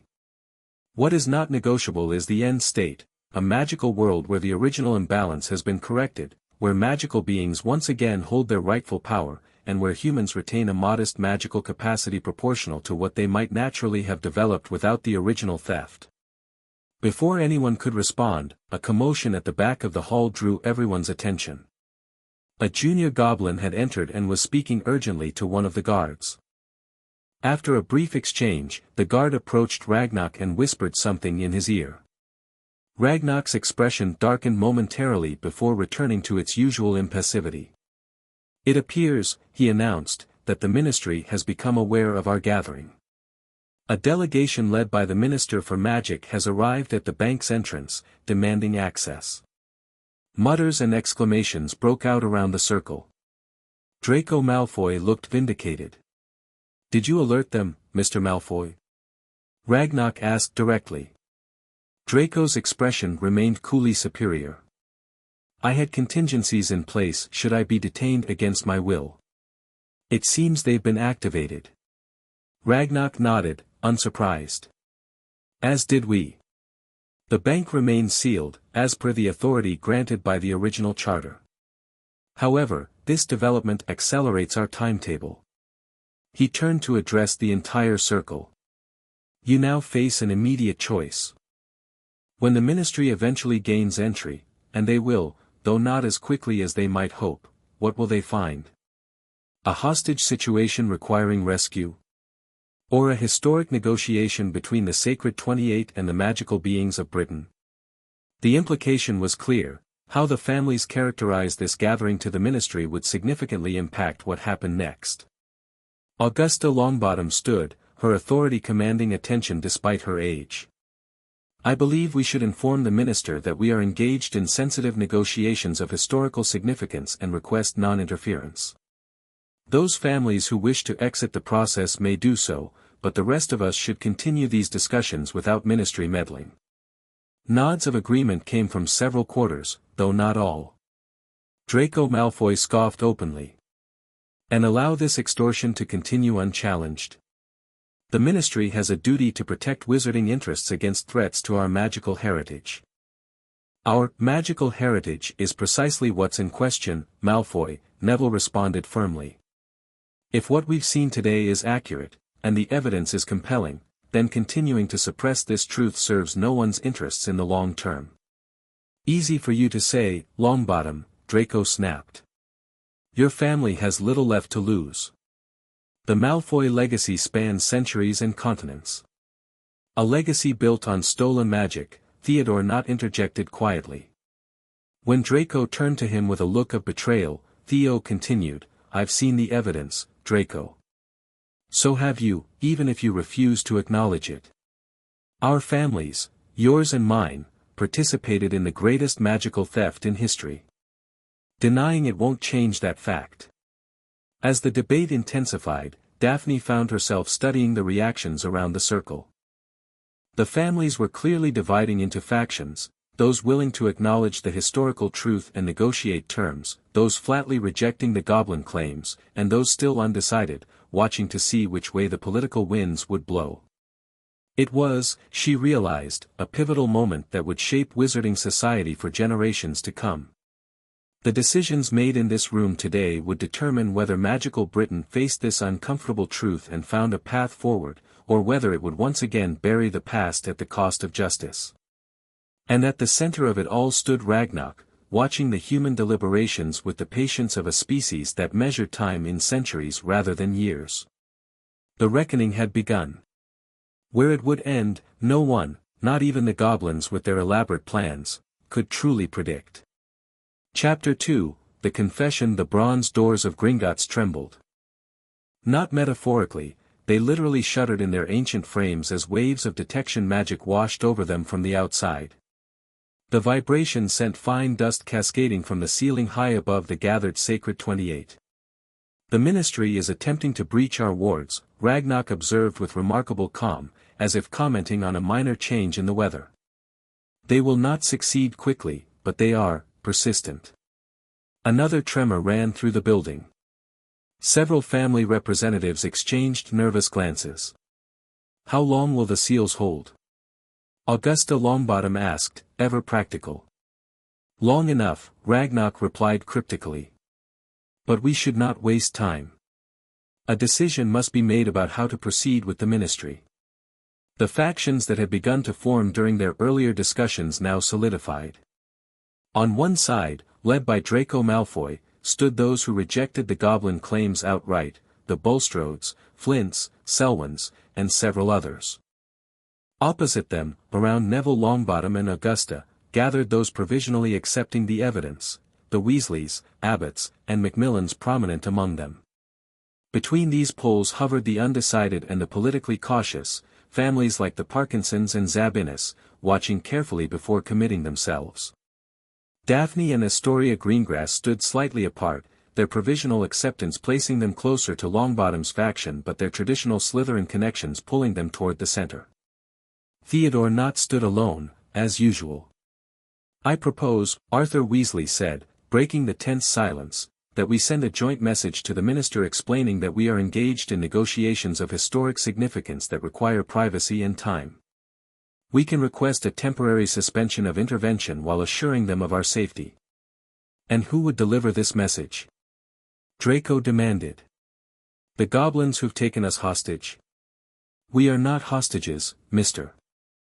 Malfoy, Ragnok corrected. You are free to leave at any time, provided you accept the consequences outlined in your family charter. Extortion by another name, Draco shot back. Augusta Longbottom tapped her walking stick sharply against the marble floor. Enough. This bickering wastes time we don't have. She turned to Ragnok. Director, I propose a compromise. Allow one representative from each faction to draft a joint statement to the ministry. Those who wish to characterize this as a hostage situation may do so, those who view it as a legitimate negotiation can present it as such. Ragnok considered this an interesting proposal. The ministry would then need to decide which perspective to believe. Precisely, Augusta confirmed. And in the meantime, we continue our discussions here. After brief deliberations within the factions, 3 representatives were chosen, Augusta herself for those provisionally accepting the goblin claims, Draco for those rejecting them outright, and somewhat surprisingly, Blaise Zabini for the undecided or neutral families. As the 3 moved to a small side chamber to draft their messages, Ragnok turned back to the remaining Sacred 28 members. While they work, we shall continue with Dumbledore's testimony. What you have seen thus far is merely the introduction. The core of his confession addresses each family specifically, with historical evidence and magical analysis. With a gesture, he reactivated the pensive projection. Dumbledore's image reappeared, still under Veritaserum's influence. I will now address each of the Sacred 28 families individually. The projection began, documenting the specific nature of their participation in the Great Claiming and the particular magical abilities they acquired. I begin with the oldest of the families, House Black. Though no living Black family member was present, everyone's attention fixed on the projection. The ancient House of Black had connections to many other pureblood families through marriage and alliance. The Black family ritual targeted beings of shadow and void, Dumbledore continued. Ancient records refer to them as the Umbral Collective, beings who existed primarily in the spaces between light. Their magic involved manipulations of darkness, mental influence, and what we would today classify as certain branches of dark magic. The projection showed Dumbledore lifting a small object from beside his chair, a shard of what appeared to be solidified shadow. This fragment came from the Black family vault, though they themselves likely forgot its significance generations ago. It is a remnant of an umbral being, crystallized during the ritual that extracted their magic. When placed near a Black family member, it responds by absorbing surrounding light, a recognition of the magic it once possessed. Dumbledore set the fragment aside. The Black family's affinity for certain branches of magic, particularly those involving mind alteration, shadow manipulation, and their legendary ability to sense magical auras, derives directly from the umbral theft. However, the price has been steep. The mental instability frequently observed in the Black line is a consequence of housing magic never meant for human minds. The void calls to void, as the ancient texts warn. In the Gringotts Hall, those with Black family connections shifted uncomfortably. The characterization of the family's notorious mental instability as magical backlash rather than inbreeding offered a new perspective on their troubled history. Dumbledore continued methodically through the families, revealing the specific beings targeted by each and the magical affinities that resulted. The Longbottom's earth elemental magic explained their traditional excellence in herbology. The Weasleys' connection to hearth spirits manifested in their family's unusual warmth, both magical and temperamental, and their affinity for home-based protective enchantments. When he reached House Greengrass, Daphne leaned forward intently. The Greengrass ritual was unique among the Sacred 28, Dumbledore explained.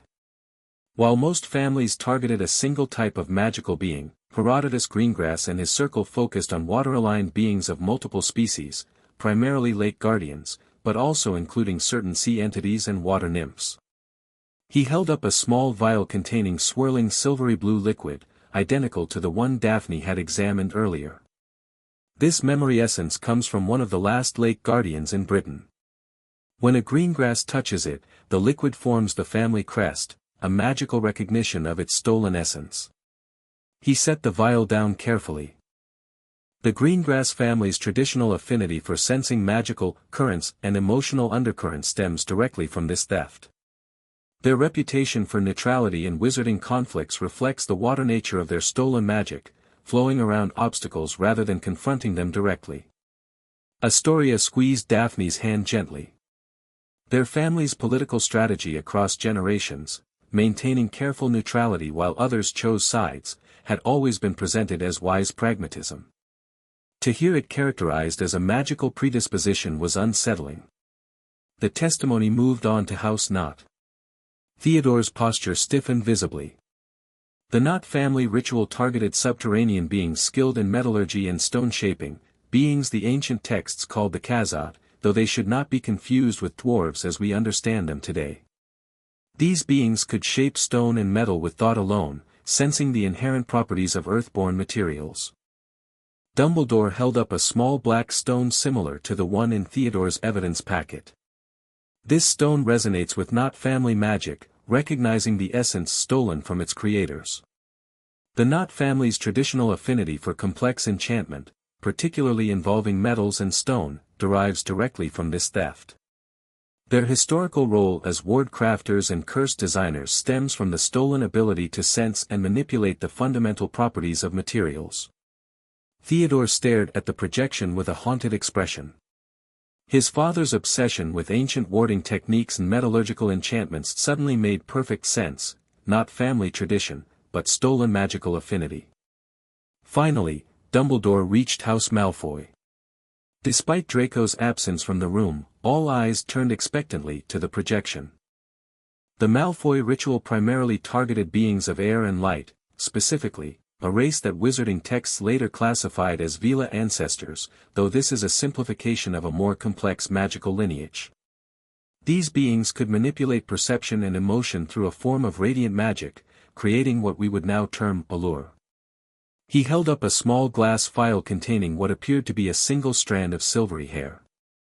This preserved essence, when placed near a Malfoy family member, glows with recognition of its stolen nature. The Malfoy family's distinctive coloring, the platinum hair and gray eyes, is a physical manifestation of the light being essence now bound to their bloodline. Their traditional facility with persuasive magic, enchantment, and emotional manipulation stems directly from this theft. Dumbledore's expression grew graver. However, like the Blacks, the Malfoys have paid a price for magic never meant for human vessels. Their family history shows a pattern of obsession with purity and appearance, a distorted reflection of the light being's natural radiance reduced to human vanity. The testimony continued for nearly an hour, covering each of the sacred 28 families in meticulous detail. Each revelation built upon the last, creating a comprehensive picture of the Great Claiming as a coordinated magical theft of staggering proportions. When Dumbledore finally concluded the family-specific section, the projection showed him looking tired but determined. Beyond these individual thefts lies the broader historical context, he said. The Great Claiming was not merely 28 isolated incidents but a coordinated effort spanning multiple regions. The rituals were designed to be complementary, each family targeting different magical beings to acquire specific abilities that, together, would encompass the full spectrum of magical practice. He lifted a large, ancient-looking parchment covered in intricate diagrams. This ritual map, reconstructed from fragments preserved in various archives, shows how the original 28 families positioned themselves geographically during the Great Claiming. Their ritual sites formed a vast magical array across what is now Britain, a pattern that would later inspire the Hogwarts founders in designing the school's fundamental wards. In the Gringotts Hall, the assembled wizards and witches absorbed this revelation with varying degrees of shock and disbelief. The implication that even Hogwarts itself, the very symbol of British wizarding heritage, had been influenced by the stolen magic pattern was profound. As the projection began to fade, signaling the end of this section of testimony, Ragnok gestured, freezing the image. Before we continue to Dumbledore's discussion of the historical cover-up that followed the Great Claiming, I believe our drafting committee has completed their task. Indeed, Augusta, Draco, and Blaze had returned from the side chamber, each holding a sealed parchment. We have prepared our respective messages, Augusta confirmed. Though I must note that finding common ground proved challenging. As expected, Ragnok replied. He summoned 3 goblin messengers with a gesture. These messages will be delivered to the ministry delegation waiting outside. While they consider your words, we shall continue. After the messengers departed through small side doors, Ragnok reactivated the pensive projection.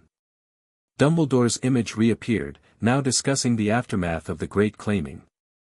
The immediate consequences of the ritual were catastrophic for the magical beings targeted, he explained gravely. Many died during the extraction process. Others found themselves dramatically weakened, their fundamental nature altered. Some species disappeared entirely within a few generations, unable to sustain themselves with their diminished magic. The projection showed Dumbledore lifting a small book bound in what appeared to be pale leather. This grimoire, preserved in the Department of Mystery's restricted archives, contains first-hand accounts from the human participants in the Great Claiming. Their descriptions of the aftermath are disturbing in their callousness. He opened the book and read aloud, "The light folk withered when their radiance was drawn forth, becoming dull and earthbound. Some threw themselves from cliffs rather than endure such diminishment. Their suffering is regrettable but necessary for our ascension. We who now carry their power shall use it more wisely than they, building a human magical society that will stand for ages." Dumbledore closed the book with evident distaste. The arrogance is breathtaking. Having stolen the magical essence of beings who had wielded it harmoniously for millennia, the human thieves immediately convinced themselves they were more worthy custodians of the power. In the Gringotts hall, the weight of this indictment was palpable. Even those who had expressed skepticism about the goblin claims seemed affected by the methodical presentation of evidence. Theodore Knott, who had been silent for much of the testimony, suddenly spoke. "If this is true, and I increasingly believe it is, then every achievement, every advancement in wizarding history rests on a foundation of theft and genocide." His words hung heavily in the air. Several people shifted uncomfortably, while others nodded in grim acknowledgement. "Not every achievement," Arthur Weasley said slowly. "Muggleborns and those outside the Sacred 28 have contributed greatly to magical innovation. If Dumbledore is right about the nature of Muggleborn magic, that it represents magic attempting to redistribute itself more naturally, then their contributions come from magic finding a more appropriate expression."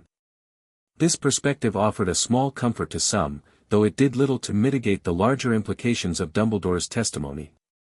The projection continued, now addressing the systematic historical revision that followed the Great Claiming. Having acquired magical power, the 28 families faced a challenge, Dumbledore explained. The beings they had targeted, though diminished, were not extinct. The survivors knew what had been done to them and would naturally seek justice. Moreover, other magical beings who had escaped targeting would stand with their cousins against the human thieves. He gestured to a collection of documents spread before him. These records detail the strategy the original families developed, a comprehensive campaign to rewrite magical history. Over generations, they systematically altered texts, modified memories, and established new truths about the natural order of the magical world. Dumbledore selected one particularly ancient-looking scroll. This document from approximately 1900 BCE, 2 centuries after the Great Claiming, outlines the official account of magic's origin to be taught to subsequent generations.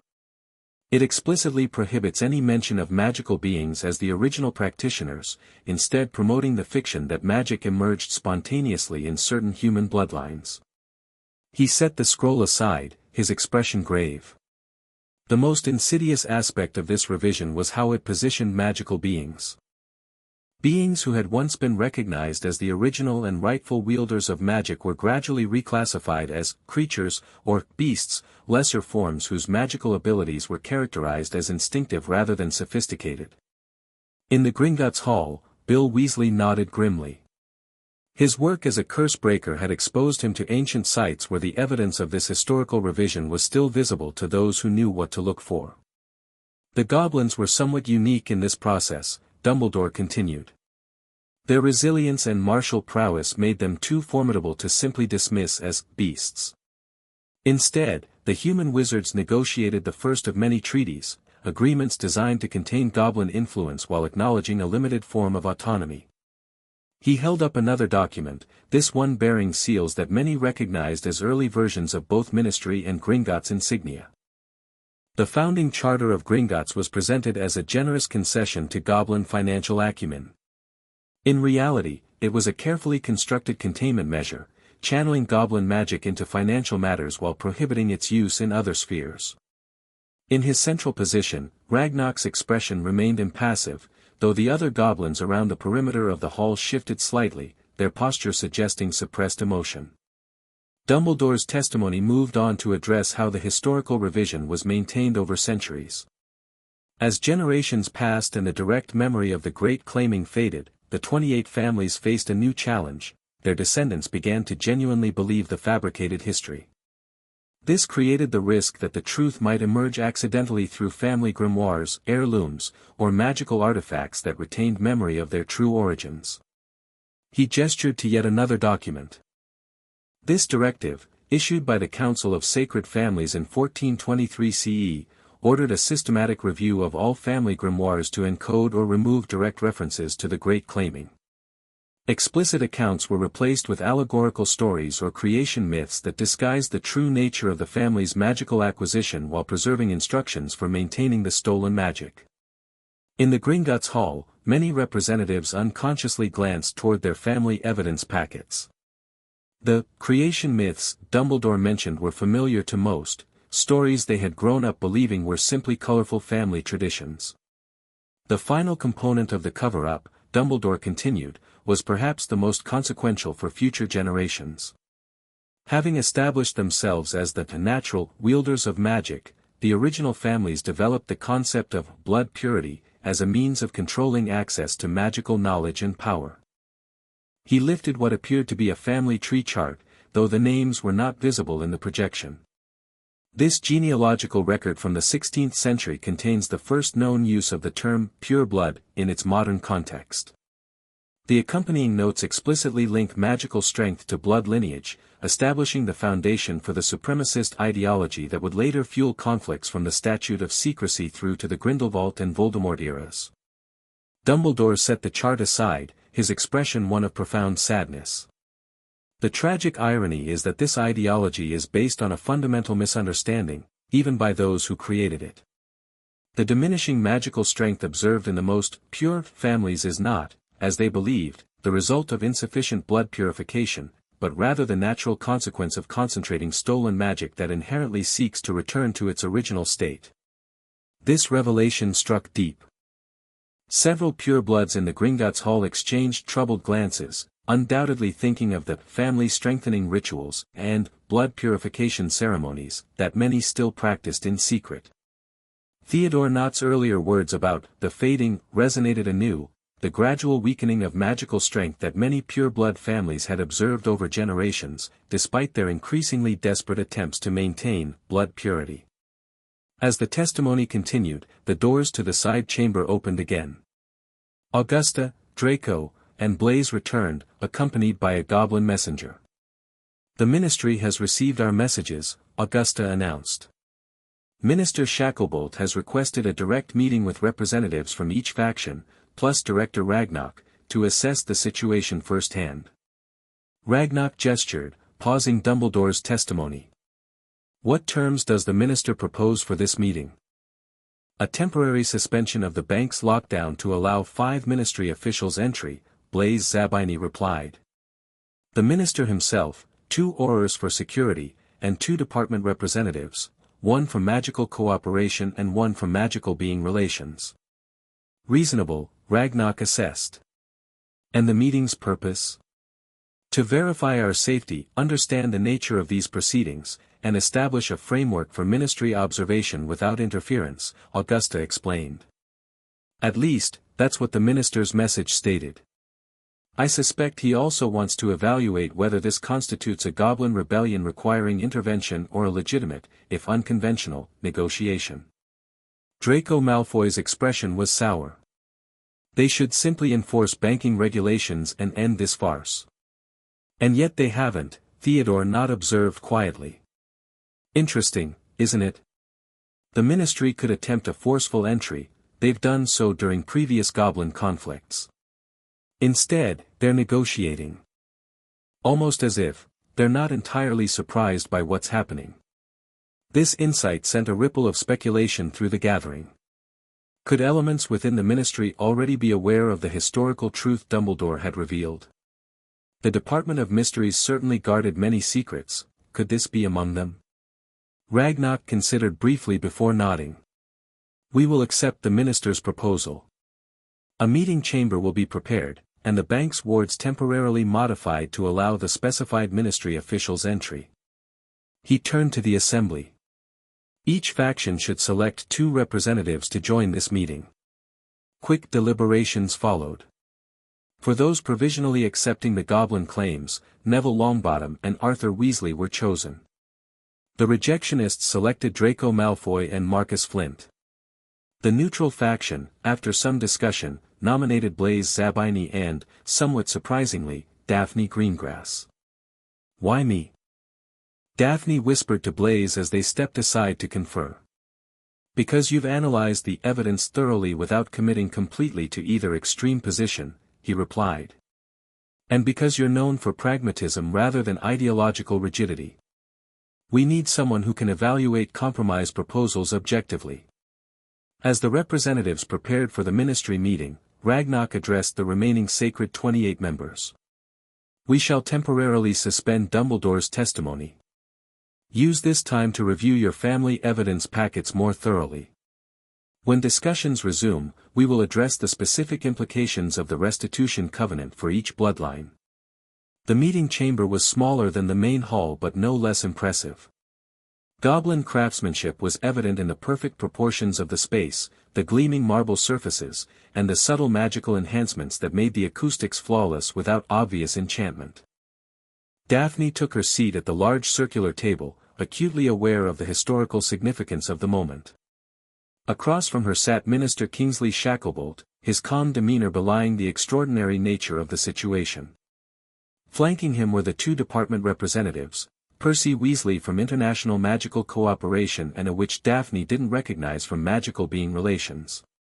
The 2 Aurors, neither of them Potter or any of the other famous war heroes, Daphne noted, stood at parade rest near the door, their expressions professionally neutral.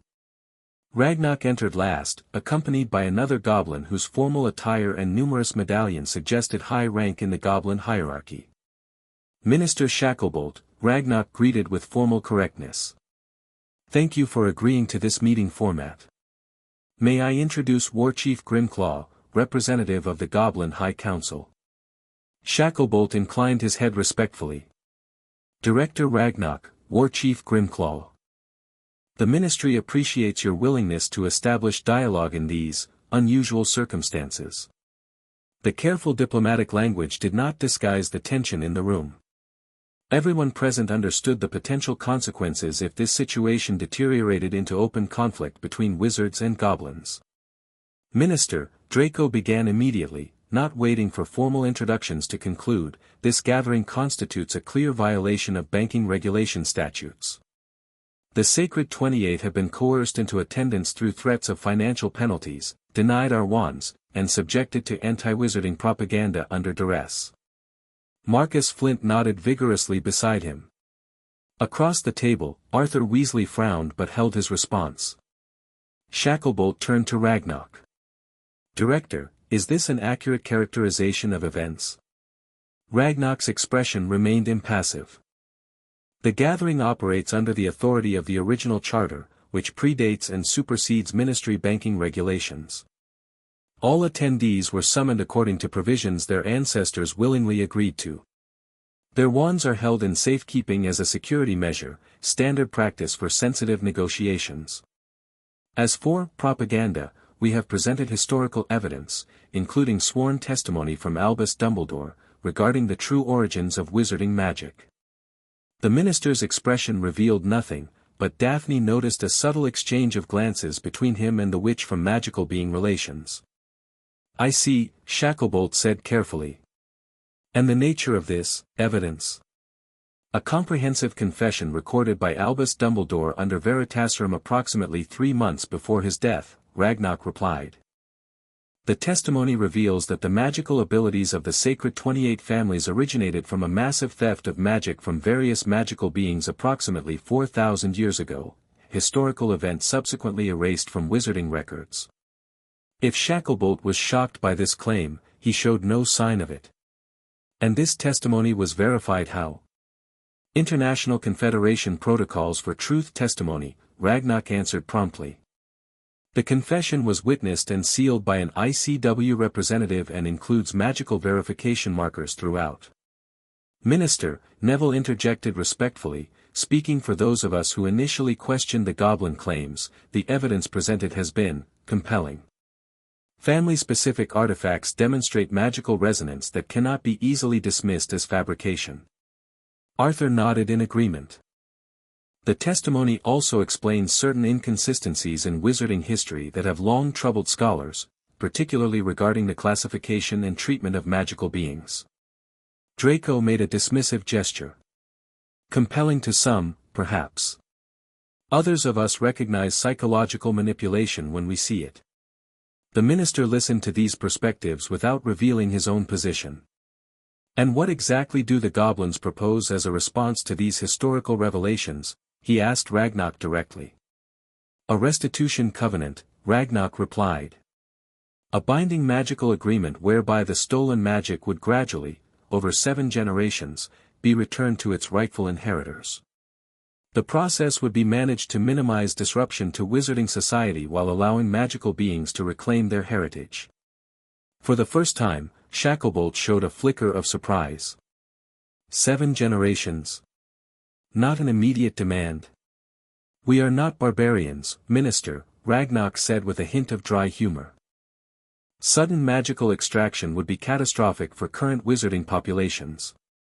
The Covenant proposes a gradual transition that allows for adaptation rather than upheaval."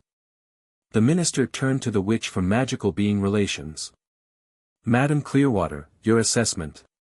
Penelope Clearwater, now Daphne recognized her, a former Ravenclaw prefect several years ahead of her at Hogwarts, straightened in her seat. "The proposal aligns with certain theoretical models my department has been studying regarding the nature and distribution of magical ability," she said carefully. "If the historical claims are accurate, a gradual redistribution approach would indeed be the most stable transition method." Daphne caught the implications immediately. Clearwater's cautious wording suggested that elements within the ministry had already been considering similar concepts, perhaps had even known aspects of the truth Dumbledore revealed.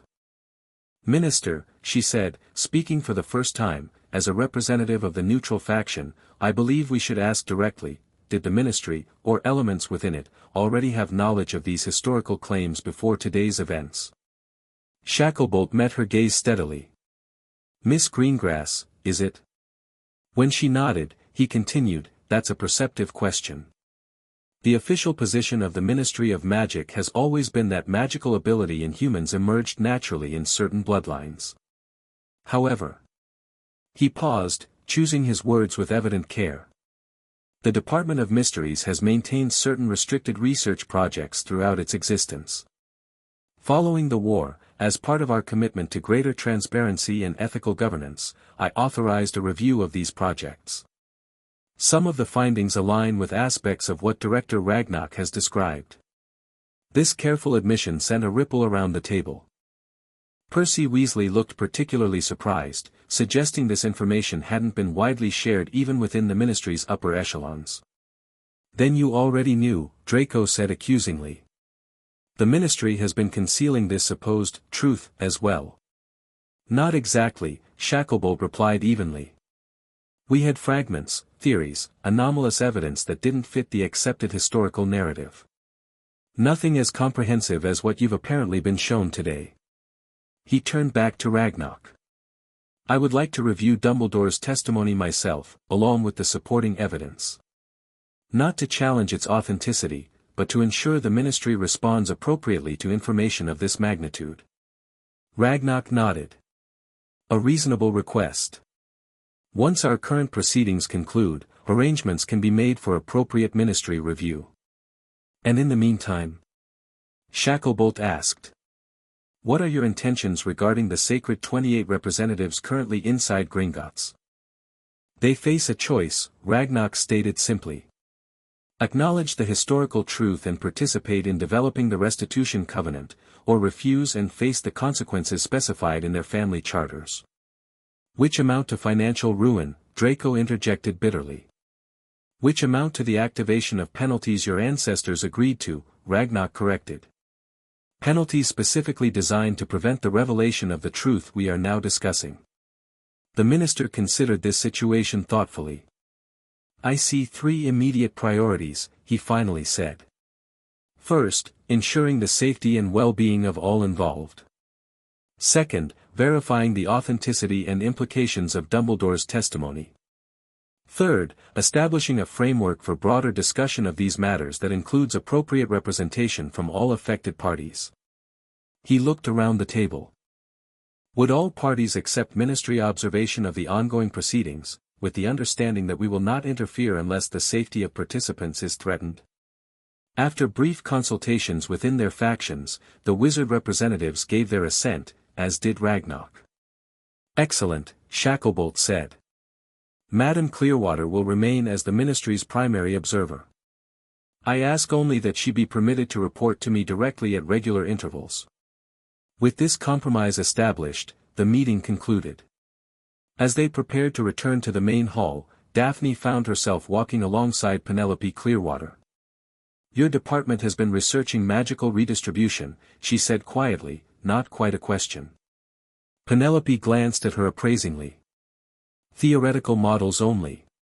After the war, when we began seriously examining the persistent inequities in magical being rights, certain patterns became apparent. Questions that had no satisfactory answers within the conventional understanding of magical history. And Dumbledore never shared his knowledge with the Ministry? Daphne pressed. Not officially, Penelope replied carefully. Though I suspect certain unspeakables may have been aware. The Department of Mysteries has its own agenda, often independent of Ministry policy. Before they could continue this intriguing conversation, they reached the main hall where the rest of the Sacred 28 awaited news of the meeting. When everyone had reassembled, Ragnok addressed the gathering once more. Minister Shacklebolt has agreed to limited Ministry observation of our proceedings without interference. Madam Clearwater from the Department of Magical Being Relations will remain as the official observer. This announcement elicited mixed reactions, relief from some, disappointment from others who had hoped for more decisive Ministry intervention. We will now resume Dumbledore's testimony, Ragnok continued. The final section addresses the consequences of the historical theft for current magical society and his recommendations for addressing these consequences. The pensive projection reactivated, showing Dumbledore looking weary but determined. Beyond the historical injustice, he began, the theft and binding of magical being essence has created ongoing magical instabilities that threaten the long-term viability of wizarding society itself. 3 primary consequences demand attention. He held up one finger. First, the phenomenon known among certain pure-blood circles as the fading, the gradual diminishment of magical strength despite increasingly desperate attempts to maintain blood purity. This occurs because the stolen magic inherently seeks to return to its natural state and becomes less effective with each generation of human vessels. A second finger joined the first. Second, the increasingly unstable manifestation of magic in Muggle-born witches and wizards. While presented as random genetic occurrence, Muggle-born magic actually represents the stolen magic attempting to redistribute itself more naturally. The increasing frequency and power of Muggle-born witches and wizards over recent centuries is a direct consequence of the bound magic growing more unstable. He raised a third finger. Finally, the disproportionate emergence of magically damaged or non-magical children, squibs, in the oldest pure bloodlines. This occurs when the bound magic actively resists transmission to the next generation, creating what amounts to a magical immune response. Dumbledore lowered his hand, his expression grave. Together, these phenomena point toward an inescapable conclusion: the current distribution of magical ability is fundamentally unstable and, if left unaddressed, will eventually collapse entirely, potentially resulting in catastrophic magical discharge events or the complete loss of human magical ability within certain bloodlines. In the Gringotts Hall, this analysis struck deep.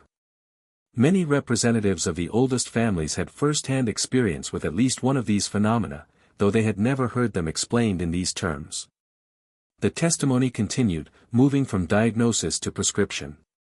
Having identified the nature and consequences of the historical theft, I have spent decades researching potential remedies. The most viable approach appears to be a controlled, gradual redistribution of the bound magic over multiple generations. Dumbledore gestured to a complex diagram visible at the edge of the projection. This ritual framework, developed in consultation with various magical being representatives, would establish channels through which the bound magic could safely return to its rightful inheritors while allowing human wizarding populations to adapt gradually to reduced magical capacity. He leaned forward, his blue eyes intense despite the Veritaserum's influence. I must emphasize that this approach represents a middle path between extremes. Some among the magical beings I consulted advocated for immediate, forcible extraction, a process that would be magically possible but would likely kill or permanently damage current wizarding populations. Others suggested simply allowing the current instability to progress naturally, eventually resulting in the complete collapse of human wizarding society.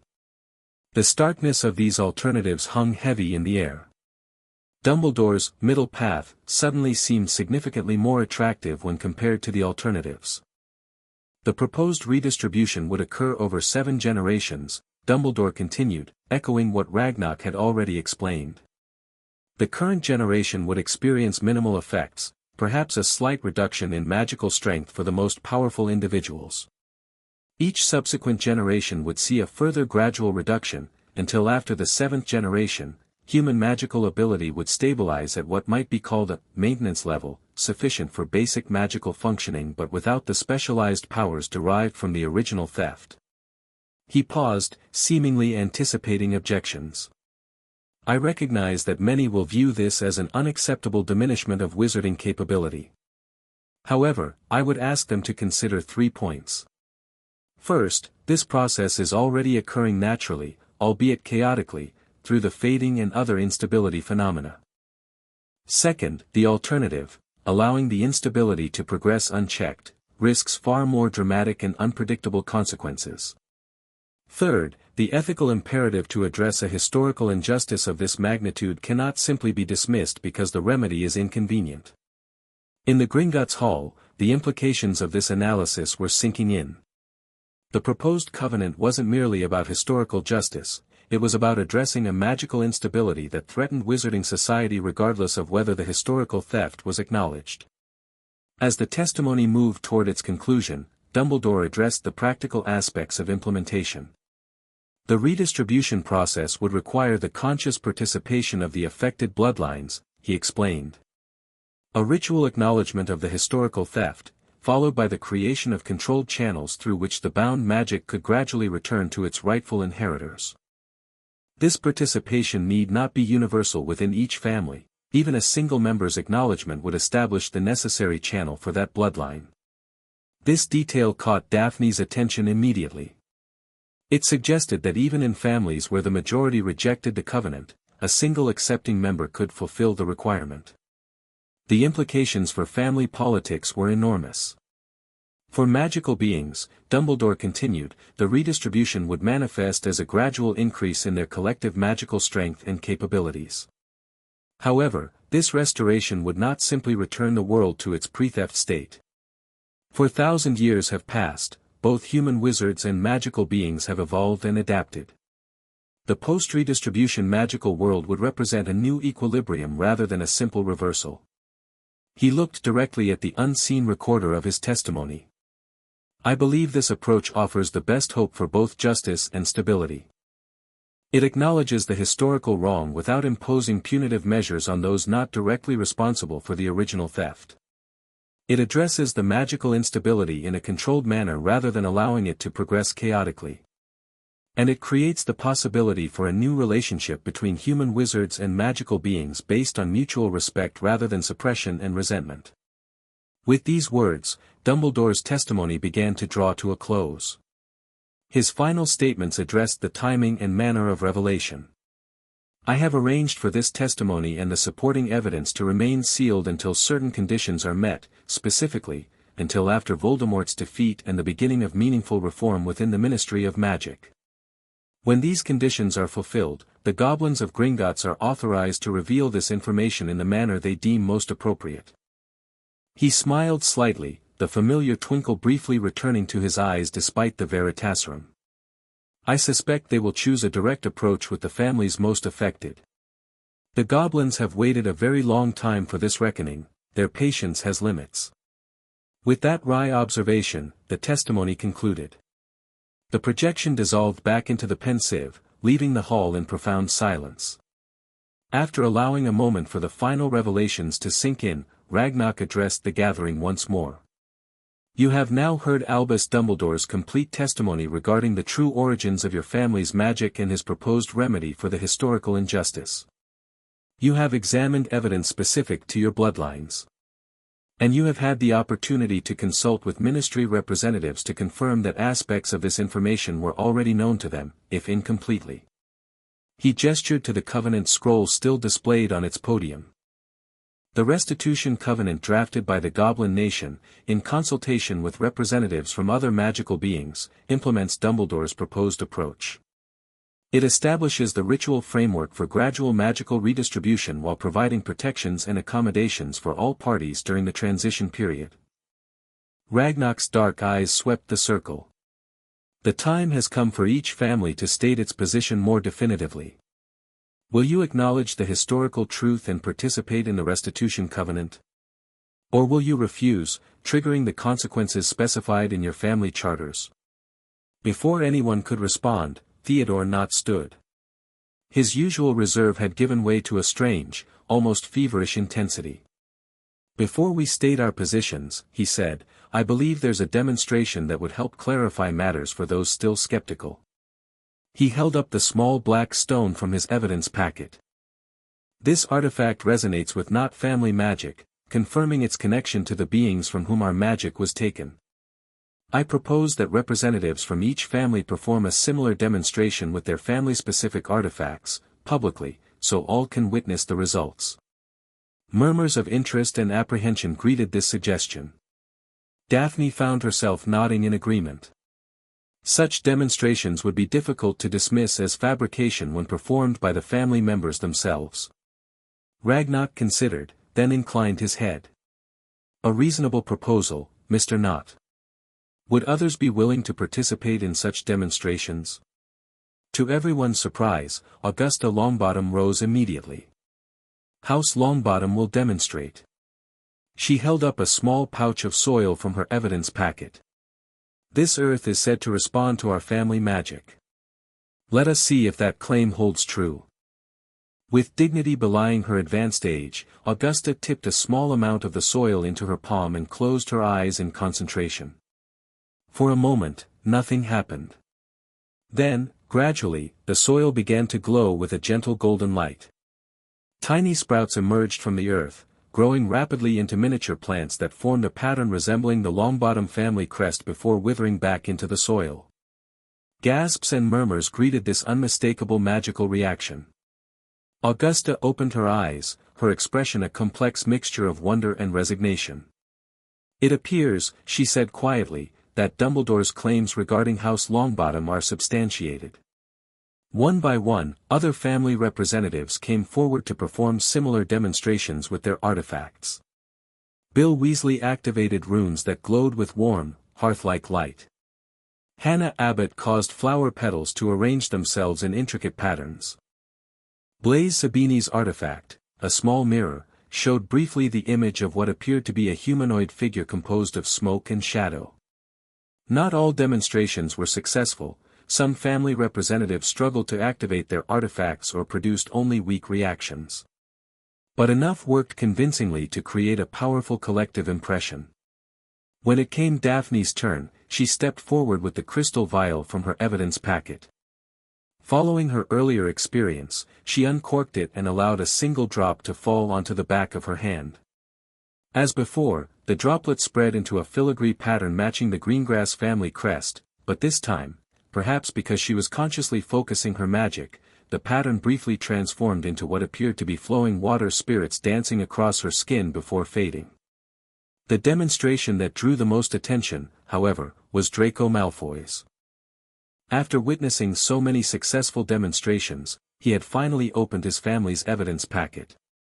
Now, with clear reluctance but seeming unable to resist the challenge, he stepped forward holding what appeared to be a single silver-white feather. "This means nothing," he said stiffly. "Magical resonance can be manipulated." Nevertheless, he held the feather in his open palm and, after a moment's hesitation, focused his concentration upon it. For several seconds, nothing happened. Then, suddenly, the feather began to glow with brilliant white light. It rose slightly above his palm, spinning slowly, and as it did, Draco's platinum hair and gray eyes seemed to illuminate from within, creating a brief but unmistakable resonance between the feather's magic and his own appearance. The effect lasted only moments before Draco abruptly closed his hand around the feather, extinguishing the display. But the impact was profound, especially since it came from one of the most vocal skeptics of the goblin claims. As the demonstrations concluded, Ragnok allowed a brief period for reflection before calling again for family positions. Having witnessed these demonstrations, he said, "I ask again, which families will acknowledge the historical truth and participate in the restitution covenant?" This time, the responses came more confidently. The Longbottoms, Weasleys, Abbotts, and Macmillans all declared their acceptance. The Greengrass sisters, after a brief consultation, also gave their assent. Theodore Nott, standing alone, declared his personal acceptance while noting he could not speak for absent family members. Other families remained undecided, requesting additional time to consult with absent members or to review the specific terms of the covenant in greater detail. Only a few families maintained outright rejection, with the Bulstrodes being the most vehement. Surprisingly, after his reluctant demonstration, Draco Malfoy did not immediately reject the covenant but instead requested time for further consideration of all implications, a significant shift from his earlier position. As the declarations concluded, Ragnok nodded in apparent satisfaction. More than half of the Sacred 28 have indicated willingness to acknowledge the historical truth and participate in the restitution covenant, at least provisionally. This is a significant milestone. He gestured to the covenant scroll. We will now move to the next phase, reviewing and potentially modifying specific aspects of the covenant to address legitimate concerns while maintaining its fundamental purpose. This process will require careful negotiation and likely several sessions. The goblin turned to Penelope Clearwater, the ministry observer.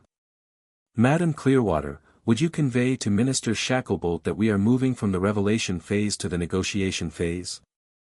The ministry may wish to appoint appropriate representatives for these discussions." Penelope nodded. "I'll inform him immediately. I believe he will want to establish a formal negotiating team with expertise in magical treaties and being relations." Ragnok agreed. "A wise approach. In the meantime, those families who have accepted or are considering acceptance may begin reviewing the covenant draft in detail. Those who have rejected it entirely are free to depart, though I remind them that the ancestral forfeit provisions will activate on the next full moon unless at least one family member accepts the covenant before then."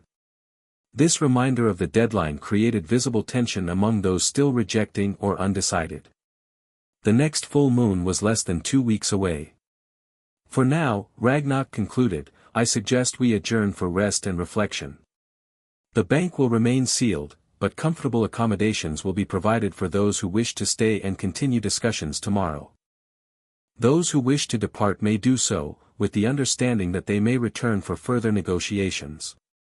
As the formal session concluded, the Sacred 28 broke into smaller discussion groups. The atmosphere had transformed dramatically since the morning. What had begun as a hostile confrontation had evolved into something more complex, a difficult but potentially productive negotiation over the future of magical society. Daphne found herself approached by Neville Longbottom, who had emerged as a natural leader among those accepting the covenant. Greengrass, he greeted her with respectful formality. Your demonstration was quite compelling. The water spirits were beautiful, actually. Thank you, she replied. Your grandmother's earth magic was equally impressive. It aligns well with your family's traditional strengths in herbology. Neville nodded thoughtfully. That's what's most convincing to me, honestly. How perfectly these revelations explain patterns we've all observed but never questioned, family magical affinities, the fading, in certain bloodlines, the increasing power of Muggleborns. It does have a coherence that's difficult to dismiss, Daphne agreed. Though I expect the broader wizarding world will find it considerably more challenging to accept than we have. Undoubtedly. Neville's expression grew more serious. That's why I wanted to speak with you. Those of us who've accepted the covenant should coordinate our approach to public revelation. Your family has connections and influence in circles that mine doesn't, particularly among traditionally neutral parties. Daphne considered this suggestion.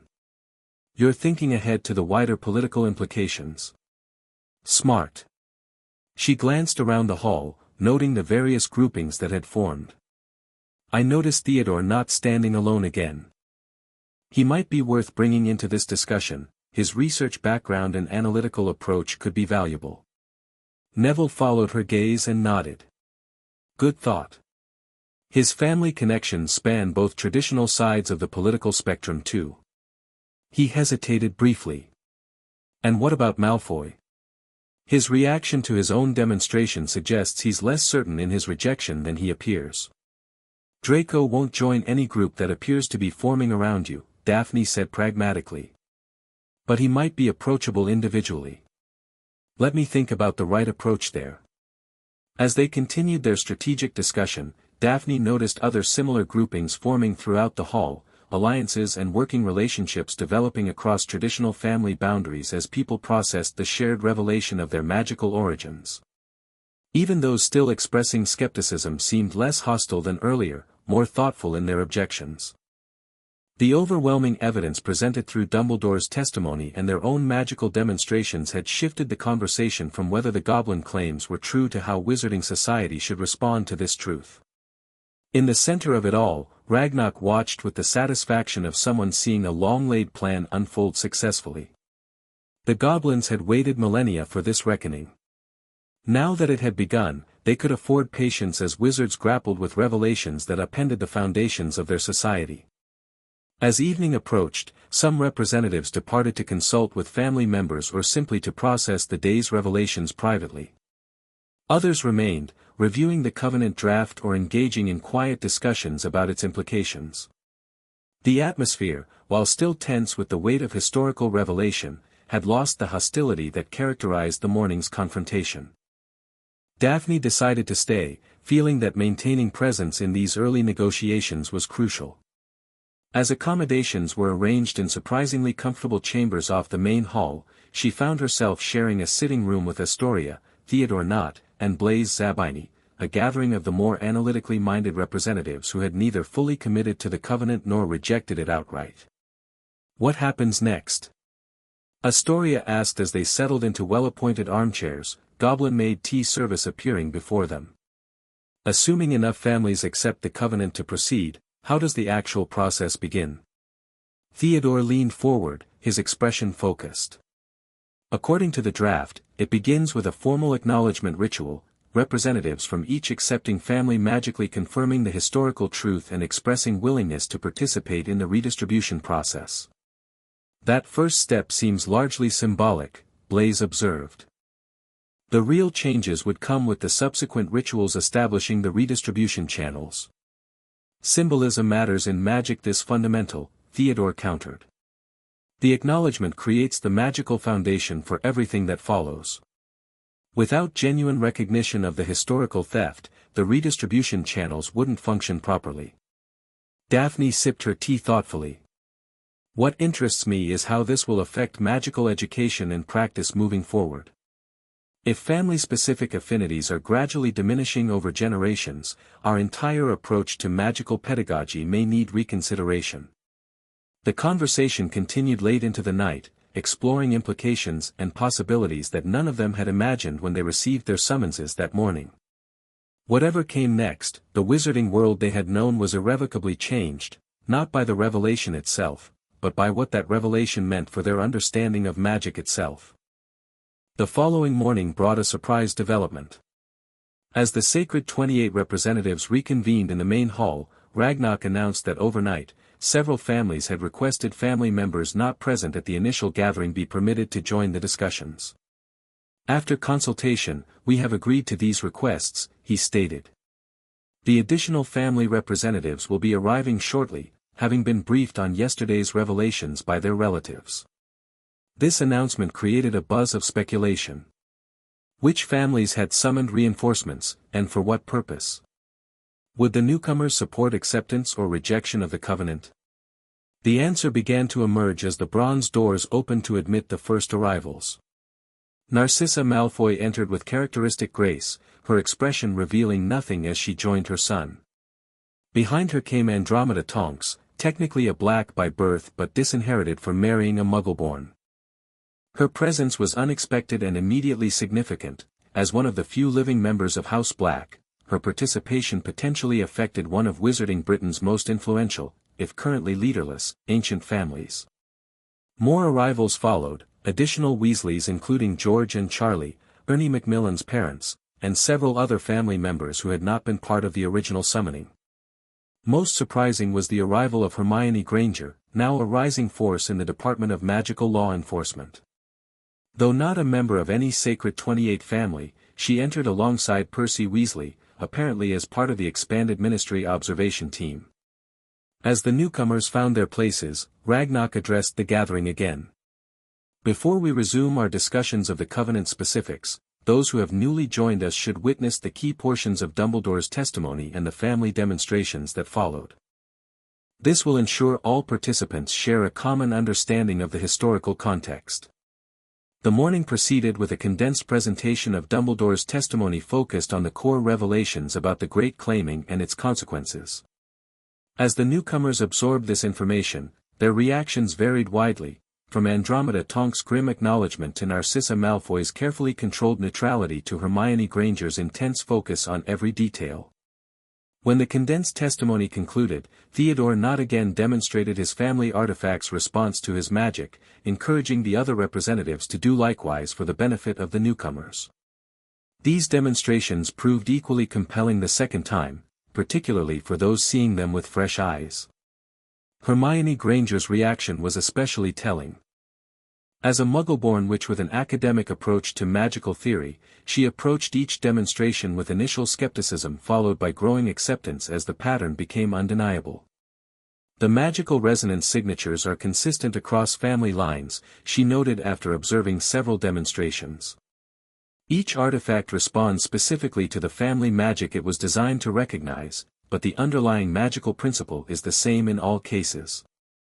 That consistency would be extremely difficult to fabricate. Her assessment carried particular weight given her reputation for rigorous analysis and her lack of personal stake in pureblood family politics. Several previously skeptical representatives seemed influenced by her conclusion. As the demonstrations concluded, Ragnok invited the newcomers to share their initial reactions before the group returned to Covenant negotiations. Andromeda Tonks spoke first, her voice steady despite the emotion evident in her expression. As someone cast out of an ancient family for supposedly tainting its magical purity, I find these revelations both vindicating and deeply ironic. House Black's obsession with blood purity was based on a fundamental misunderstanding of their own magic's nature, magic stolen from beings they later denigrated as inferior. She looked around the circle, her resemblance to her sister Bellatrix momentarily striking despite their divergent paths. I support acknowledgement of this historical truth and participation in the Restitution Covenant. The magical instability Dumbledore described aligns with patterns I've observed throughout my life, particularly regarding metamorph magic abilities in our family line. This reference to her late daughter Nymphodora's rare abilities caused a brief silence of respect before Narcissa Malfoy spoke next. Unlike my sister, she began carefully, I am not prepared to offer immediate endorsement. However, I acknowledge that the evidence presented is substantial. House Malfoy requires time for internal consultation regarding such a consequential decision.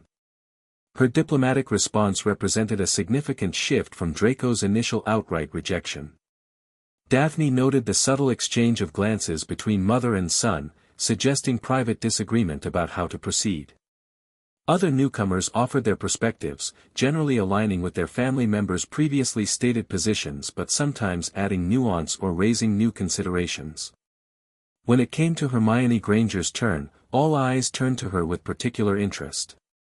As both a ministry representative and a Muggle-born witch, her perspective offered a unique vantage point. Speaking in my official capacity, she began formally, the ministry is committed to a full investigation of these historical claims and their implications for magical governance and being relations. She paused before continuing in a slightly less formal tone. Speaking personally, as someone whose magical nature has been questioned and denigrated by certain elements of wizarding society, I find these revelations simultaneously shocking and clarifying. Her brown eyes swept the circle. If Dumbledore's assessment is correct, that Muggle-born magic represents the stolen magic attempting to redistribute itself more naturally, then the entire foundation of blood purism is not merely morally wrong but fundamentally mistaken about the nature of magic itself. This has profound implications not just for how we understand magical history but for how we structure magical education and governance moving forward. This assessment cut to the heart of the matter, articulating what many had been thinking but few had expressed so directly. The revelation wasn't merely about historical justice or even magical stability, it potentially required a complete reconceptualization of wizarding society's foundational assumptions. With the newcomer's perspective shared, Ragnok returned the discussion to the specific provisions of the Restitution Covenant. A modified seating arrangement placed representatives with similar concerns together, regardless of family affiliation, a deliberate structure that encouraged cross-family collaboration rather than traditional alliances.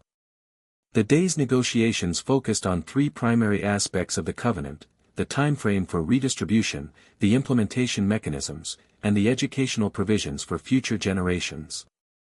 Working groups formed around each topic, with representatives contributing based on expertise or specific family concerns rather than political alignment. Daphne found herself in the implementation group alongside Theodore Nott, Hermione Granger, and several others with analytical backgrounds. Their task was to evaluate the magical mechanics of the proposed redistribution channels and suggest modifications that would ensure safety and stability throughout the process. The Covenant draft proposes family-specific rituals corresponding to the particular magical beings each family targeted, Theodore explained, having already studied this section in detail. For the Knotts, this would involve subterranean locations and metallurgical elements. For the Greengrasses, water-based rituals. And so on, each family connecting to the appropriate magical essence. That specificity makes sense magically, Hermione acknowledged, but creates significant practical challenges. Requiring 28 different ritual frameworks increases the complexity exponentially. Not to mention the potential for error or manipulation, Daphne added. With family-specific rituals, how would we verify that each is properly designed for gradual rather than accelerated redistribution? Their discussion evolved into a detailed analysis of magical theory, drawing on Hermione's academic rigor, Theodore's family knowledge of ancient rituals, and Daphne's practical understanding of magical implementation. In other working groups, similar focused discussions were occurring. The timeframe group debated whether 7 generations was optimal or whether a longer transition might be preferable. The education group tackled how to integrate the historical truth into magical curriculum without creating generational resentment or backlash. Throughout the day, Ragnok and the other goblin representatives observed but rarely intervened, allowing the wizards to work through implications and concerns themselves.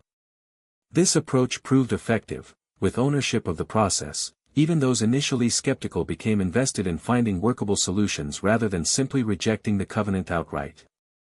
By late afternoon, the working groups had developed preliminary modifications to their respective sections of the covenant. These were presented to the full gathering for discussion, with remarkably constructive exchanges considering the magnitude of the issues at stake. The most significant development came from the implementation group, where Hermione Granger had proposed a hybrid approach that maintained family-specific elements while establishing a unified magical framework to ensure consistency and safety. Rather than 28 separate rituals operating independently, she explained to the full gathering, we propose a synchronized approach where family-specific elements connect to a central regulatory framework overseen jointly by wizarding and magical being representatives. She gestured to a modified diagram Theodore had sketched. This structure would maintain the appropriate connections between each family's magic and its original source while providing safeguards against manipulation or accelerated extraction. The proposal received widespread support, even from representatives still expressing reservations about the covenant as a whole. Its emphasis on joint oversight and transparent mechanics addressed many of the concerns raised by the more cautious families. As evening approached again, Ragnok called for a final assessment of positions before adjourning for the day. We have made significant progress in refining the covenant's implementation mechanics, he acknowledged. Before we conclude today's session, I ask each family to indicate their current position, acceptance, provisional acceptance pending further refinements, continued deliberation, or rejection. The responses revealed a marked shift from the previous day. More families had moved from deliberation to provisional acceptance, while only 3 maintained outright rejection. Even the Malfoys, through Narcissa, had shifted to continued deliberation with constructive engagement, diplomatic language that signaled a willingness to participate in refinements while reserving final judgment. Excellent, Ragnok said when all had spoken. Tomorrow we will address the remaining covenant sections, with particular attention to safeguards, monitoring mechanisms, and dispute resolution processes. For tonight, you may again choose to remain in Gringotts or depart and return tomorrow. As the formal session concluded, Daphne found herself approached by Hermione Granger. Your insights on implementation stability were quite valuable today, the ministry representative said. Your family's traditional neutrality gives you a perspective that bridges factions in a way few others can manage. Thank you, Daphne replied, slightly surprised by the compliment.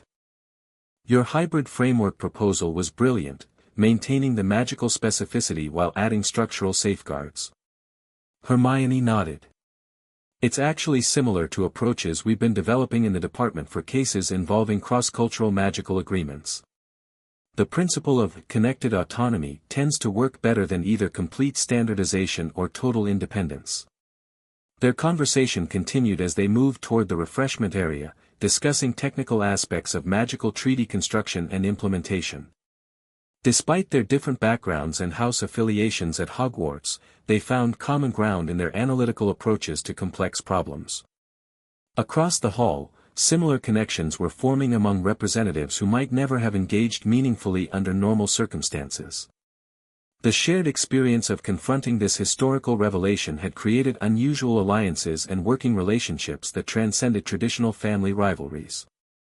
Even Draco Malfoy, though still outwardly resistant, had engaged constructively in the timeframe working group, contributing insights from his family's extensive historical records about magical transition periods. His mother's arrival seemed to have tempered his approach if not fundamentally changed his position.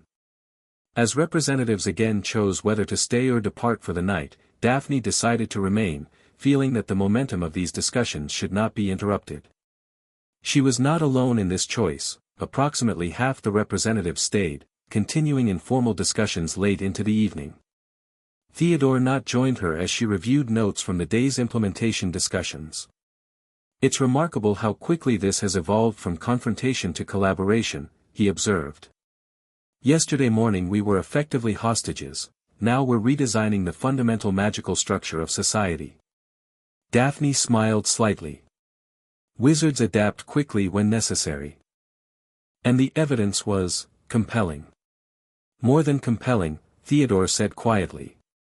It was liberating, in a strange way.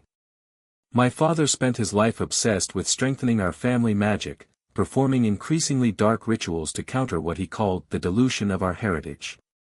To learn that the problem was never dilution, but the inherently unstable nature of stolen magic. He shook his head. It explains so much. I've been thinking the same about my family's political neutrality, Daphne admitted.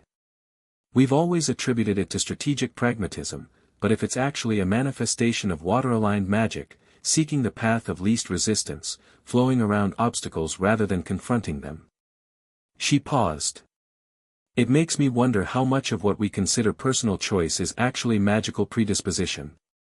A profound question, Theodore acknowledged.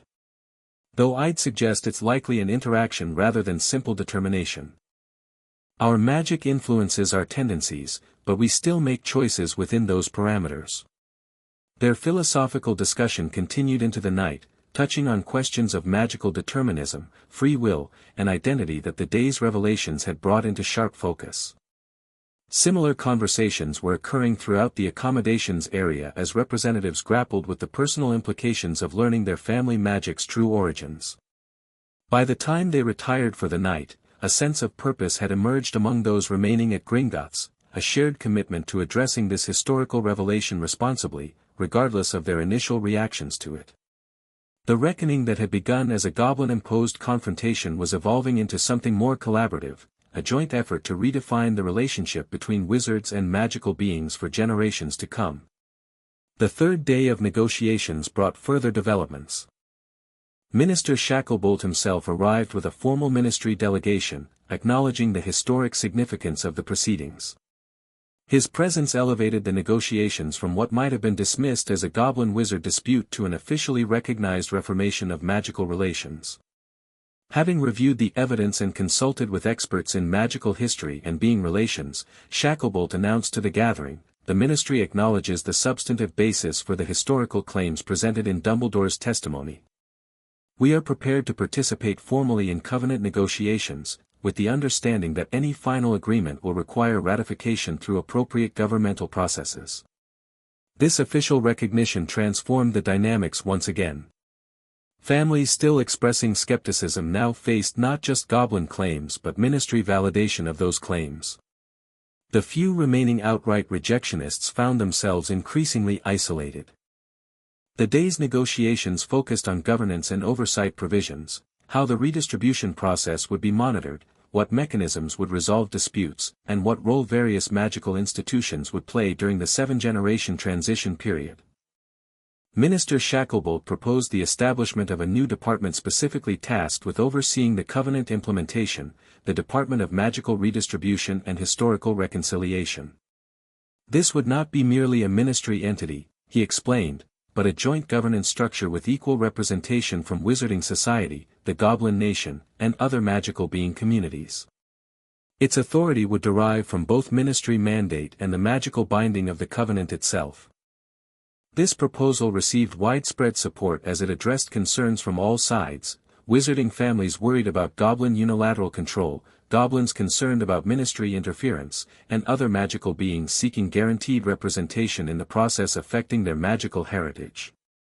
As the governance framework took shape, attention turned to the most sensitive aspect of the covenant, the formal acknowledgement ritual that would begin the redistribution process. According to the draft, this ritual required representatives from each participating family to formally acknowledge the historical theft and express willingness to participate in restitution. The acknowledgement must be magically binding, Ragnok explained, but we recognize the delicacy of this requirement. The revised ritual framework allows for acknowledgement of historical fact without personal assumption of guilt for actions taken by distant ancestors.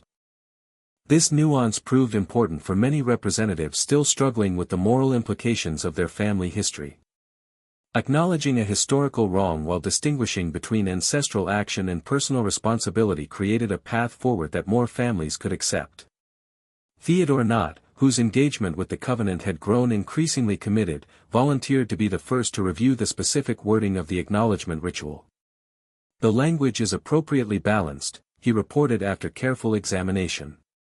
It requires acknowledgement of historical fact and commitment to restitution without demanding self-condemnation or abasement. I believe most reasonable representatives could accept these terms without feeling they are betraying their family honor. This assessment from someone initially skeptical but analytically rigorous carried significant weight. Several previously hesitant representatives requested copies of the ritual text to review for themselves. As the day progressed, discussion turned to what might be the most contentious aspect of implementing the covenant: how to present these revelations to the wider wizarding world. The sacred 28 families and the ministry representatives present constituted influential segments of magical Britain, but they were far from its entirety. Public revelation must be carefully managed, Augusta Longbottom cautioned. Presented poorly, this information could trigger panic or backlash against magical beings. Presented properly, it offers an opportunity for genuine societal growth and reconciliation. Hermione Granger, drawing on her experience with post-war communication strategies, proposed a phased revelation approach. We begin with educational and historical framing, she suggested, establishing the factual basis before addressing emotional and political implications. Key influencers across various segments of wizarding society should be briefed before public announcement to ensure balanced messaging across traditional faction lines. This strategic communication planning occupied much of the afternoon, with representatives from different social and political circles contributing insights about how their constituencies might respond to the revelations. By evening, a comprehensive implementation plan had taken shape, addressing not just the magical mechanics of redistribution but the social, political, and educational dimensions of this fundamental shift in wizarding society's understanding of itself. As Ragnok called for final positions, the transformation from 2 days earlier was remarkable. All but 2 families had moved to at least provisional acceptance of the covenant, with most actively engaged in refining specific provisions rather than questioning its fundamental premise. Even the Malfoys, through Narcissa's diplomatic maneuvering, had shifted to a position of constructive engagement with specific reservations, effectively accepting the covenant's premise while maintaining leverage on implementation details. "We have reached a historic moment," Ragnok declared as the final positions were recorded. For the first time in 4,000 years, representatives of the sacred 28 families have acknowledged the true origins of their magic and committed to a path of restitution. The Goblin nation recognizes the courage this acknowledgement requires and commits in turn to a cooperative implementation process that respects the needs of all magical communities. He gestured to the Covenant Scroll, now extensively annotated with agreed modifications. The revised covenant will be prepared overnight, incorporating all amendments developed during our discussions. Tomorrow, those families prepared to do so may perform the formal acknowledgement ritual, officially beginning the redistribution process. With this announcement, the 3-day negotiation reached its effective conclusion. What had begun as a goblin-imposed confrontation had transformed into a collaborative effort to address a historical injustice while ensuring a stable magical future. As representatives dispersed for the evening, some departing to consult with family members before the formal ritual, others remaining to review final covenant language, Daphne found herself standing with Theodore near one of the hall's magnificent marble columns. "Did you imagine, when you received that summons 3 days ago, that we would end up here?" she asked quietly. Theodore's expression was thoughtful. "Not specifically this outcome, no. But I've always had the sense that the official history of magic felt incomplete. Too convenient in its explanation of why certain families possessed particular magical affinities while others didn't." He glanced across the hall where Draco and Narcissa Malfoy were engaged in what appeared to be an intense private discussion. "Some will never fully accept this truth, even with all the evidence before them. The psychological investment in blood purity is too fundamental to their identity. And yet the covenant will proceed regardless," Daphne observed. "That's the remarkable thing, it doesn't require universal acceptance to function, just sufficient participation to establish the redistribution channels." Theodore nodded. "An elegant design, magically speaking. Much like Granger's hybrid implementation framework, maintaining family specificity while creating a unified structural foundation." Their conversation was interrupted by the approach of Astoria Greengrass, who had spent much of the day in the education working group. "We've finalized the curriculum recommendations for how this history should be taught at Hogwarts," she reported, her expression animated in a way Daphne rarely saw. It's remarkable how quickly consensus formed once we moved past defensive posturing and focused on how to present this information constructively to future generations. The sisters discussed these educational plans as they moved toward the refreshment area, Theodore accompanying them with occasional analytical observations.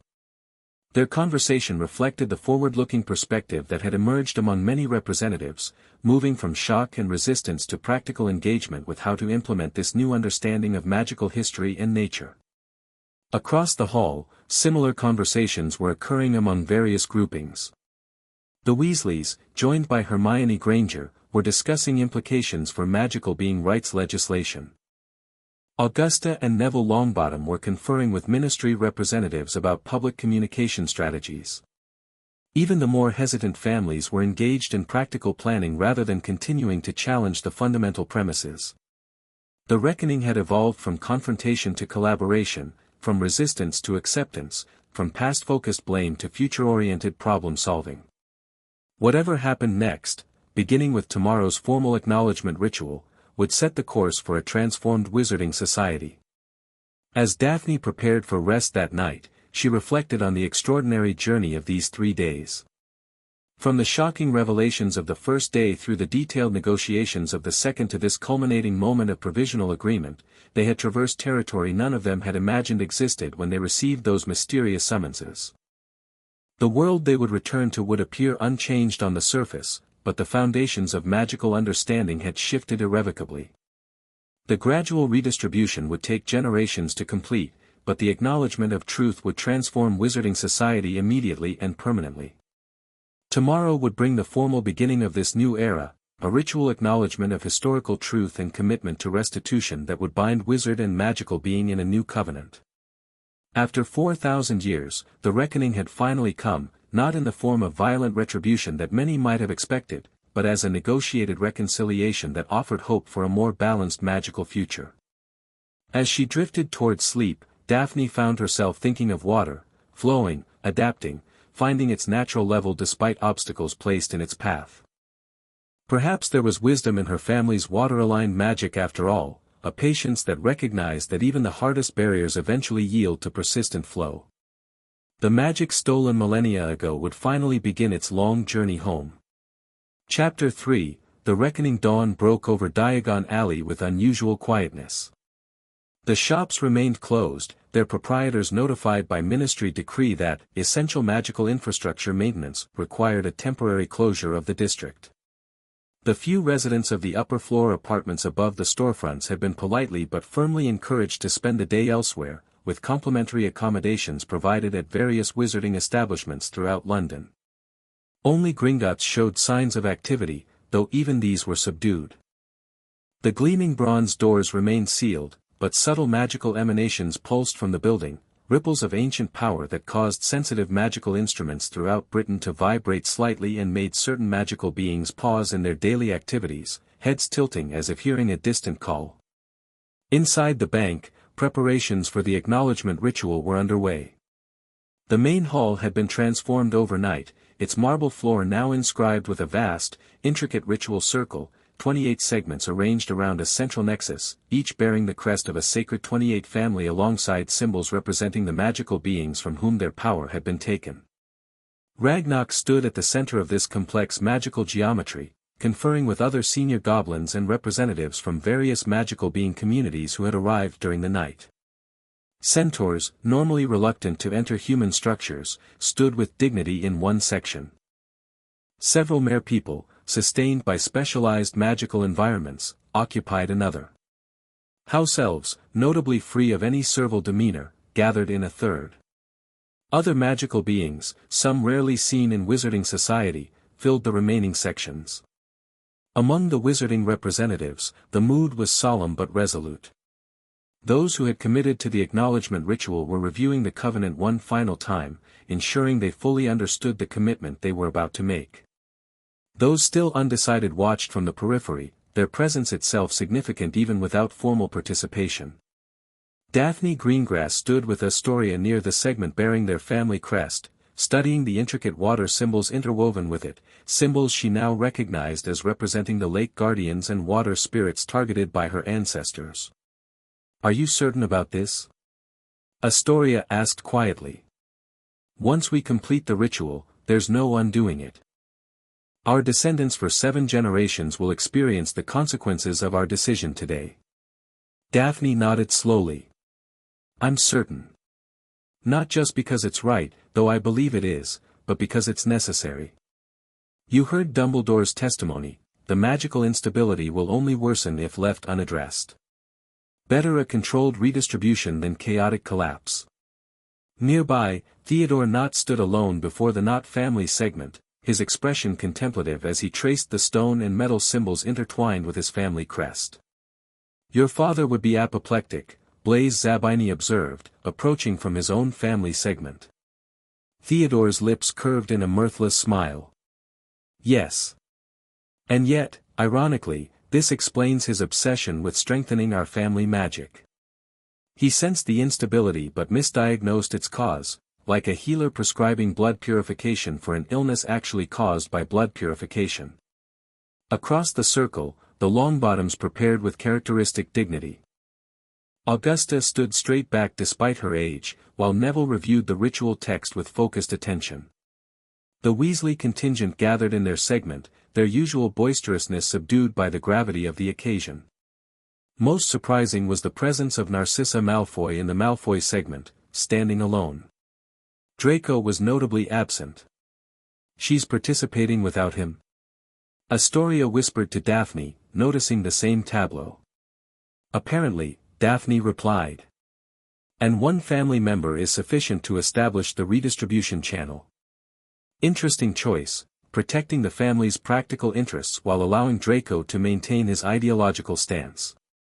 Minister Shacklebolt arrived with a small delegation including Hermione Granger and Percy Weasley. They took positions in an observation area, not participating directly in the ritual but present as official witnesses. At precisely 9 o'clock, Ragnok raised his hands for silence. The subtle conversations throughout the hall ceased immediately. "We gather today to begin healing a wound in the fabric of magic that has festered for 4 millennia, he began, his voice carrying effortlessly throughout the space. "The acknowledgement ritual before us represents not an ending but a beginning, the first step in a journey that will span 7 generations." He gestured to the Covenant scroll, now mounted on an ornate stand at the center of the ritual circle. "The Restitution Covenant has been finalized with the modifications agreed upon during our negotiations. Each family participating in today's ritual will be bound by its terms, as will the Goblin Nation and all magical being communities represented here." The Goblin surveyed the gathering, his dark eyes meeting those of each family representative in turn. "Before we proceed, I ask one final time, do all participants undertake this commitment freely, with full understanding of its implications for yourselves and your descendants?" One by one, the family representatives nodded or voiced their assent. When Ragnok came to Narcissa Malfoy, she hesitated briefly before inclining her head in a gesture somehow both minimal and definitive. "Very well," Ragnok continued. "Representatives will now take their positions within their family segments. Those observing rather than participating should move to the designated viewing areas." As the participants moved into position, Theodore approached Daphne briefly.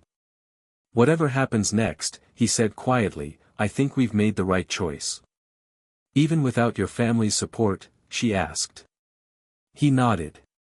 "Sometimes one person must act when others cannot or will not. The Covenant allows for that wisdom." With these words, he moved to his position in the Knot segment, standing alone as several other representatives did in their family sections. Some segments remained conspicuously empty, the Bulstrodes, Flints, and a few others having rejected the Covenant entirely. When all were positioned, Ragnok raised an ornate goblin-made staff. The acknowledgement ritual has 3 phases. First, the historical recognition. Second, the connection establishment. Third, the commitment binding. We begin now with the historical recognition. He struck the staff once against the marble floor. The sound resonated throughout the hall, and the ritual inscriptions began to glow with soft golden light. "Let all present acknowledge the historical truth," Ragnok intoned formally. "For 1,000 years ago, human wizards performed rituals to extract and bind magical essence from magical beings. This great claiming created the foundation of what became wizarding magic, particularly within the 28 families represented in this circle." As he spoke, the golden light grew brighter, pulsing in rhythm with his words. The magical beings gathered in their sections began to emanate corresponding energies, centaurs glowing with earthy green, merpeople with flowing blue, and others with their distinctive magical signatures. Each family present acknowledges that their magical heritage began with this extraction, Ragnok continued. Not to assume personal guilt for ancestral actions, but to recognize historical truth as the foundation for reconciliation and restitution. The family representatives were now expected to respond. Neville Longbottom spoke first, his voice steady. "House Longbottom acknowledges this historical truth and the origins of our family magic." One by one, other representatives made similar declarations.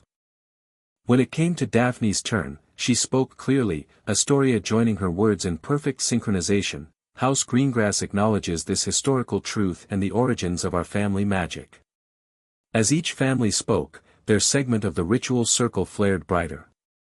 Theodore's voice, though quiet, carried the same conviction as the others. "House Knot acknowledges this historical truth and the origins of our family magic."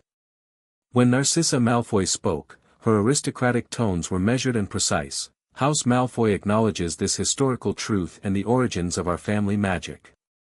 With each acknowledgement, a tangible shift occurred in the magical atmosphere of the hall, as if layers of concealment were being peeled away, revealing a more fundamental magical reality beneath. When all participating families had spoken, Ragnok struck his staff a second time. "The historical recognition is complete. We now proceed to the connection establishment." This second phase was more complex. The goblin directed each family representative to place a drop of their blood on their family crest within the ritual circle, not as a dark magical sacrifice but as a confirmation of bloodline connection to the original binding. "This blood serves as the key to unlock what was bound," Ragnok explained. "Just as blood was used to bind the stolen magic, blood now creates the channel for its gradual return." One by one, representatives pricked their fingers with ceremonial silver needles provided by goblin assistants. As each drop of blood touched the corresponding family crest, a remarkable transformation occurred. The crest would momentarily glow with the family's characteristic magical signature, then shift to display the magical signature of the beings from whom their power had been taken, before settling into a balanced resonance between the two. When Daphne's blood touched the greengrass crest, she gasped involuntarily as a surge of cool, flowing energy momentarily connected her to what felt like vast underwater consciousness, ancient, patient, and somehow both alien and familiar. The sensation lasted only seconds before subsiding into a gentle awareness, like knowing a door now stood open that had previously been sealed. Theodore's experience was visibly more intense. When his blood contacted the knot crest, he staggered slightly as though struck, his eyes widening as connections to stone and metal consciousness flooded through him. Unlike some others who seemed discomforted by these connections, Theodore's expression transformed into one of wonder and recognition, as if encountering a missing piece of himself. Most dramatic was Narcissa Malfoy's reaction. When her blood touched the Malfoy crest, she was briefly surrounded by a halo of brilliant silvery light that caused many to shield their eyes. When it faded, her platinum hair seemed to float slightly as if in a gentle breeze, and her aristocratic features had taken on an almost otherworldly quality. The connection to the air and light beings her ancestors had targeted was particularly strong, perhaps due to the Malfoys' careful maintenance of their magical bloodline. When all participating representatives had established these connections, Ragnok struck his staff a third time. "The connection establishment is complete. We now proceed to the commitment binding." This final phase required each representative to place their hand on the covenant scroll while Ragnok recited the binding incantation. As each touched the document, their family's magical signature briefly illuminated the parchment, becoming woven into the very fabric of the agreement. By this touch and with full understanding, each representative stated in turn, I bind my family line to the path of restitution as outlined in this covenant. For 7 generations, the magic shall gradually return to its rightful inheritors, and a new balance shall emerge. When Daphne and Astoria made this declaration together, the greengrass segment of the ritual circle pulsed with aquatic blue energy that flowed toward the center, joining with the energies from other family segments. Theodore's commitment caused the knot segment to emit earthy bronze light that similarly flowed centerward. When Narcissa spoke for House Malfoy, silvery white radiance poured from her segment with surprising intensity, as if the Malfoy magic responded more strongly to the ritual than some others. As each family completed their commitment, the combined energies at the center of the ritual circle grew more complex and brilliant. When the final participating family had spoken, Ragnok raised his staff one last time. The commitment binding is complete. The restitution covenant is now active. With these words, he brought his staff down forcefully upon the center point of the ritual circle. A column of multicolored light erupted upward, composed of the combined magical signatures of all participating families and magical being communities. This light expanded outward in a dome that briefly encompassed the entire hall before contracting back into the covenant scroll itself. The parchment now glowed with an inner light, the text shimmering with the magical essences of all parties bound by its terms. Around the ritual circle, the family crests and magical being symbols had transformed, now showing intertwined patterns that represented the established redistribution channels. It is done, Ragnok declared solemnly. After 4,000 years, the path of return has begun. The first generation, those present here today, will experience minimal effects. Each subsequent generation will see greater changes as the magic gradually finds its natural balance. The ritual complete, the formal atmosphere gradually dissolved into quiet conversation as representatives examined the changes to their family segments and discussed the sensations they had experienced during the connection establishment. Daphne found herself drawn to the greengrass crest, now permanently transformed with flowing water symbols intertwined through the traditional design. As she studied it, she became aware of a subtle new sense, a magical awareness that felt like being able to perceive currents in still water. Do you feel it too? Astoria asked beside her. It's like I can sense the movement of magic around us more clearly. Daphne nodded. The water sensitivity our family was known for, but stronger. I think the ritual didn't just establish a redistribution channel, it also clarified our connection to the original magic. Nearby, Theodore was having a similar experience with the transformed knot crest. His fingers hovered just above the stone surface, not quite touching but clearly sensing something emanating from it. I can feel the stone singing, he said softly when Daphne approached. Not with sound, but with presence. As if it's quietly aware in a way I never perceived before. Throughout the hall, similar discoveries were occurring as representatives experienced subtle shifts in their magical perception, not diminishment, as some had feared, but clarification and in some cases enhancement of their family's traditional affinities. The ritual had not reduced their magic but rather established the connection through which future generations would experience the gradual redistribution. Minister Shacklebolt approached Ragnok as the participants continued exploring these new sensations. The ministry acknowledges the completion of the ritual and the activation of the covenant, he stated formally. We will uphold our commitment to establish the Department of Magical Redistribution and Historical Reconciliation as agreed. Ragnok nodded in acknowledgement. The Goblin Nation recognizes the ministry's commitment. The Joint Governance Council should convene within 30 days to begin implementing the educational and administrative aspects of the covenant. As these official exchanges continued, the bronze doors of Gringotts finally unsealed for the first time in 3 days. Sunlight streamed into the hall, symbolizing the transition from secretive confrontation to public acknowledgement. Outside, a carefully managed crowd had gathered, ministry officials, press representatives, and selected members of prominent magical organizations, all briefed in advance about what had transpired within but sworn to confidentiality until the formal public announcement.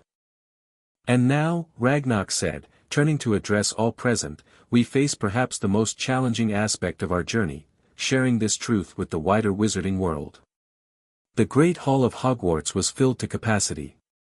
Students had been sent home for an unexpected 3-day holiday, and the historic space had been converted into an amphitheater for what the ministry had simply called an address of unprecedented historical significance.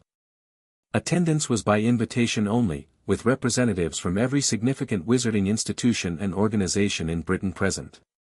The raised platform where the staff table normally stood now held a semicircular arrangement of seats occupied by Minister Shacklebolt, Director Ragnok, representatives from various magical being communities, and selected members of the sacred 28 families who had participated in the acknowledgement ritual. Daphne sat between Astoria and Theodore, observing the crowd with practiced analytical detachment. The atmosphere was tense with anticipation. Rumors had circulated wildly since the Gringotts closure, ranging from financial collapse to goblin uprising to discovery of ancient treasure. Few had guessed the actual truth. Minister Shacklebolt rose to speak first, his deep voice commanding immediate attention. Witches, wizards, and magical beings of Britain, he began solemnly. We stand at a historical turning point comparable to the signing of the International Statute of Secrecy or the founding of Hogwarts itself. Today, we share with you truths long buried about the very origins of wizarding magic, truths that will fundamentally alter how we understand ourselves and our place in the magical world. His measured introduction continued, preparing the audience for the revelations to come without immediately diving into the most shocking aspects. When he finished this preliminary framing, he introduced Ragnok as the keeper of historical records predating the ministry itself.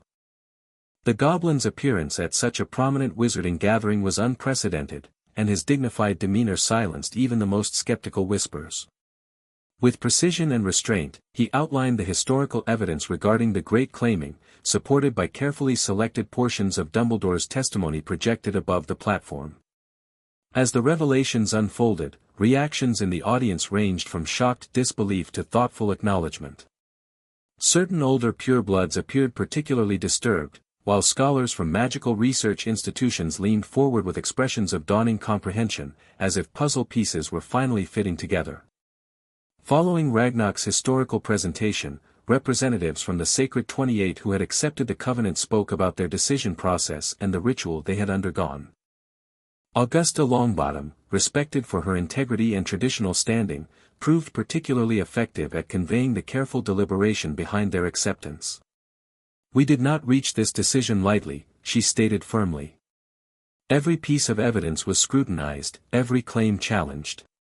What convinced us was not merely goblin assertion or even Dumbledore's testimony, but our own family artifacts responding to our magic in ways that cannot be fabricated or misinterpreted. Neville followed with a powerful personal statement: I fought in the war against Voldemort because I believed in truth and justice. I could not then turn away from historical truths merely because they are uncomfortable or challenge our perception of ourselves. When Theodore Nott spoke, his academic precision provided a different but equally compelling perspective. The magical theory underlying these revelations explains numerous anomalies that have troubled magical scholars for centuries: the fading in ancient bloodlines, the increasing frequency and power of Muggle-born magic, and the specific affinity patterns observed in certain families.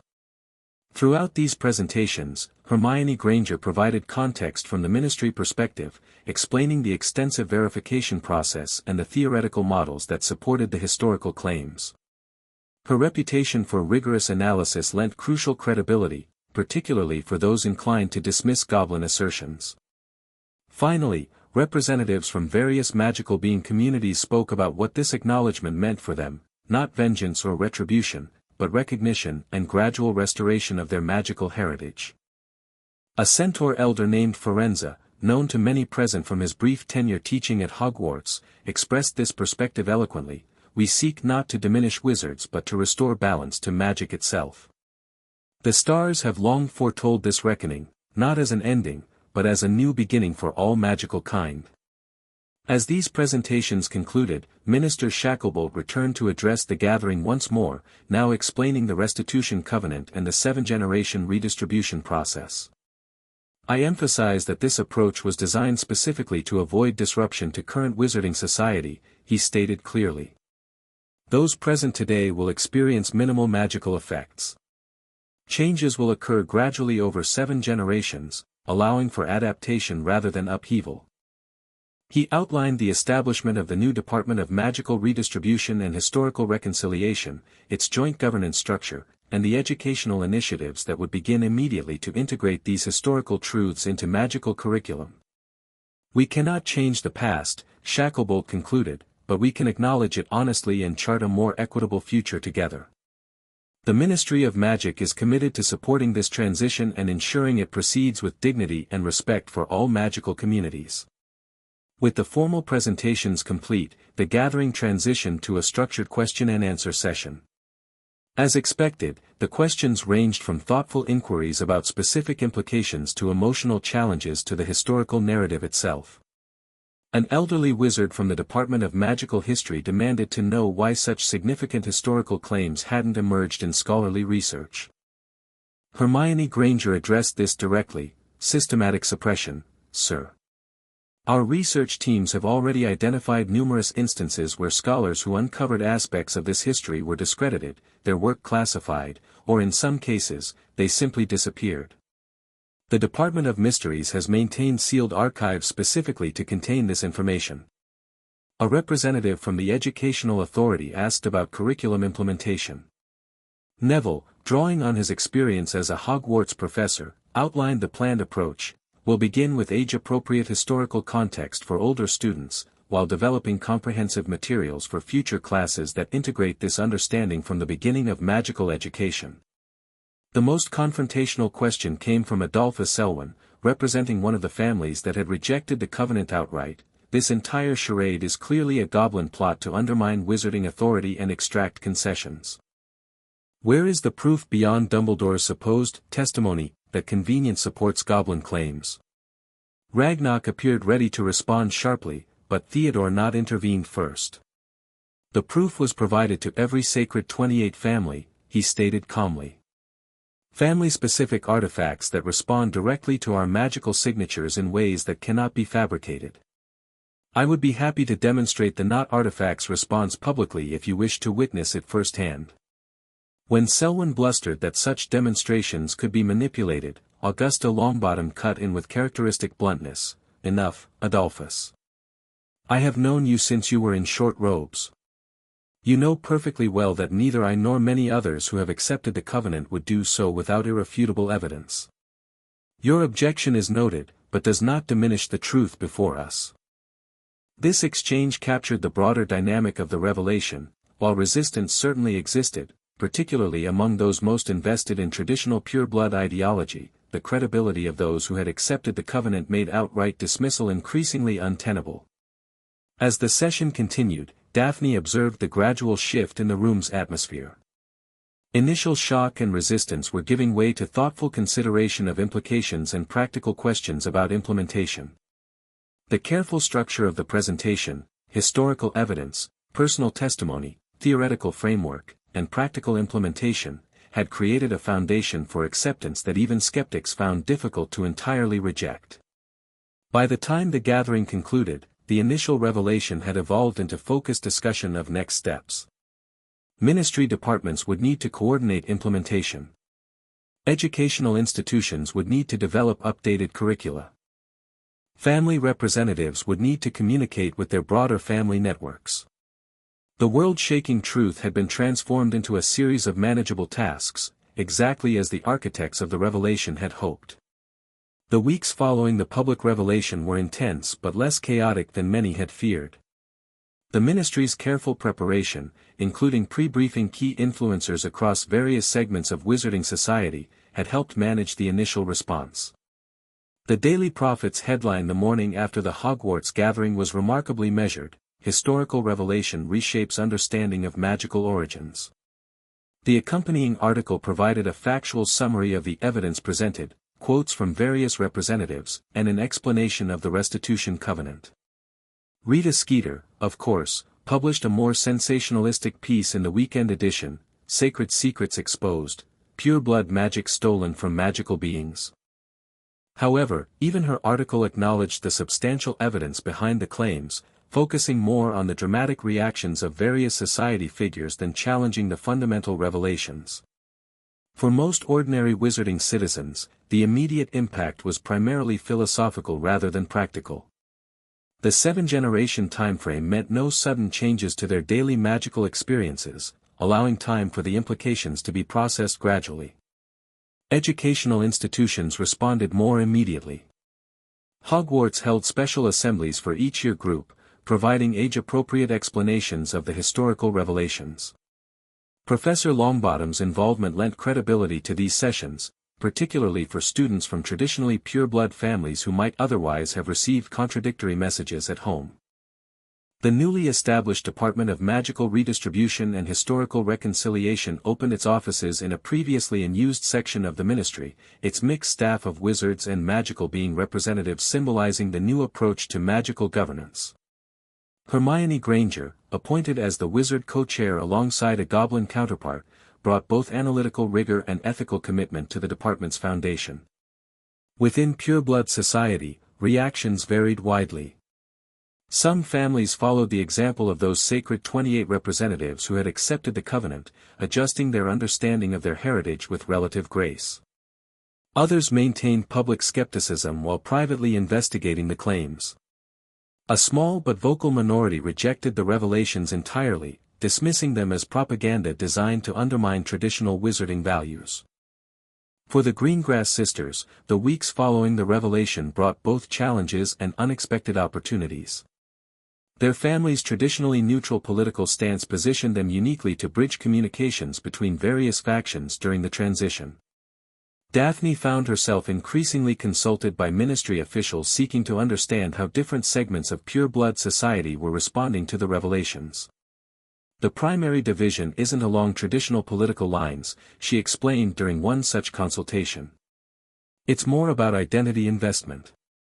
Families whose self-concept is completely entwined with blood purity are struggling most, regardless of their previous political alignment. This insight proved valuable as the ministry developed targeted communication strategies for different segments of wizarding society. Daphne's analytical approach to social dynamics, combined with her family connections, made her an increasingly important advisor to the transition process. Astoria, meanwhile, found purpose in the educational aspects of implementation. Her experience in the Curriculum Development Working Group during the Gringotts negotiations led to an invitation to join a special educational commission adapting magical history teachings across all educational levels. "We're completely reimagining how magical history is taught," she told Daphne excitedly after one commission meeting. "Not just adding this revelation as an appendix to existing curriculum, but restructuring the entire historical framework to accurately represent the roles of all magical beings throughout history." For Theodore Nott, the post-revelation period brought both professional recognition and personal challenges. His academic background and analytical contributions during the Gringotts negotiations had brought him to the attention of the Department of Mysteries, which was now tasked with declassifying and analyzing historical records previously kept sealed. They had entire archives of evidence supporting Dumbledore's claims, he told Daphne during a rare dinner together at a quiet wizarding restaurant in London. Records dating back centuries, all classified under various security protocols. "I'm helping categorize and analyze these materials for eventual public access." "And your family?" Daphne asked carefully, knowing his position as sole not representative accepting the covenant had created tensions. Theodore's expression tightened slightly. "My uncle has effectively disowned me, though he lacks the legal authority to actually remove me from the family. The cousins are divided, some quietly supportive, others openly hostile. It's challenging, but not unexpected." His hand moved unconsciously to his chest, where Daphne knew he now carried the small black stone from his family's evidence packet, the artifact that resonated with Nott family magic. "The connection established during the ritual helps," he admitted. "It's difficult to explain, but I feel less alone, somehow. As if I've reconnected with something beyond just human family ties." Many Covenant participants reported similar experiences, subtle enhancements to their traditional family magical affinities and new awareness of connections to the magical beings from whom their power had originally come. These experiences provided personal validation that helped sustain them through the social and familial challenges of the transition period. For the magical being communities, the post-revelation period brought both vindication and adjustment. Centuries of having their historical claims dismissed or denigrated had led many to doubt that acknowledgement would ever come. The ritual completion and public revelation represented not just practical progress toward magical redistribution but profound psychological validation. Ragnok, in a rare interview with the Quibbler, now under new editorial direction following Xenophilius Lovegood's retirement, expressed this sentiment: "For millennia, we maintained the memory of what was taken, passing it through generations when wizards denied it ever happened. To have that truth finally acknowledged is significant beyond the practical aspects of the covenant." The interview, conducted by Luna Lovegood, went on to explore the goblin perspective on the 7-generation timeframe, a blinking goblin historical perspective but carefully designed to allow human wizarding society to adapt without collapse. "We could have demanded immediate return," Ragnok acknowledged candidly. "There exist ancient magics that could forcibly extract what was taken. But such an approach would have caused immense suffering and likely triggered violent conflict. The covenant represents a middle path that allows for healing rather than further harm." This emphasis on healing rather than retribution characterized the official position of all magical being communities involved in the covenant. Whether this moderation reflected genuine philosophical commitment or pragmatic recognition of political realities varied by community and individual, but the public message remained consistent: restoration, not revenge. 3 months after the acknowledgement ritual, the first formal meeting of the Covenant Oversight Council took place in a newly constructed chamber specifically designed for mixed magical being gatherings. The circular room featured adaptations for various physiologies, water environments for mere people representatives, specialized seating for centaurs, and adjustable lighting for beings with different visual sensitivities. The council comprised representatives from all participating Sacred 28 families, delegates from each magical being community affected by the original theft, and ministry officials from relevant departments. Its purpose was to monitor implementation of the covenant, address emerging issues, and make adjustments to the process as needed. Daphne attended as the Greengrass representative, having demonstrated particular aptitude for the diplomatic aspects of the transition. Theodore represented House Knot, his academic approach valuable for the technical discussions that often dominated council sessions. As they took their seats for this inaugural meeting, Daphne noted the careful arrangement of the chamber, designed to avoid hierarchical positioning while accommodating the practical needs of diverse magical beings. The symbolism was unmistakable, a physical representation of the new relationship being established between wizards and magical beings. Minister Shacklebolt opened the proceedings with characteristic dignity. "This council represents a new model of magical governance, one based on recognition of our shared interests and distinct perspectives. Our task is both practical and symbolic, to oversee the redistribution process while demonstrating that collaborative decision-making between wizards and magical beings is not merely possible but beneficial." The agenda moved efficiently through establishing operational procedures, reviewing early implementation data, and addressing concerns raised by various constituencies. Throughout the discussions, Daphne observed the evolving dynamics between wizard and magical being representatives, initial formality gradually giving way to more natural interaction as substantive issues were addressed. During a discussion of educational implementation, Theodore made a point that captured the emerging consensus: our approach should emphasize understanding over recrimination. Students should learn the historical truth not to assign blame to current generations but to understand how our magical society developed and why these changes are necessary for future stability. This perspective, focusing on future stability rather than past injustice, had proven effective in communicating with portions of wizarding society resistant to acknowledging historical wrongdoing. By emphasizing the practical necessity of addressing magical instability, advocates for the covenant could engage even those uncomfortable with its moral implications.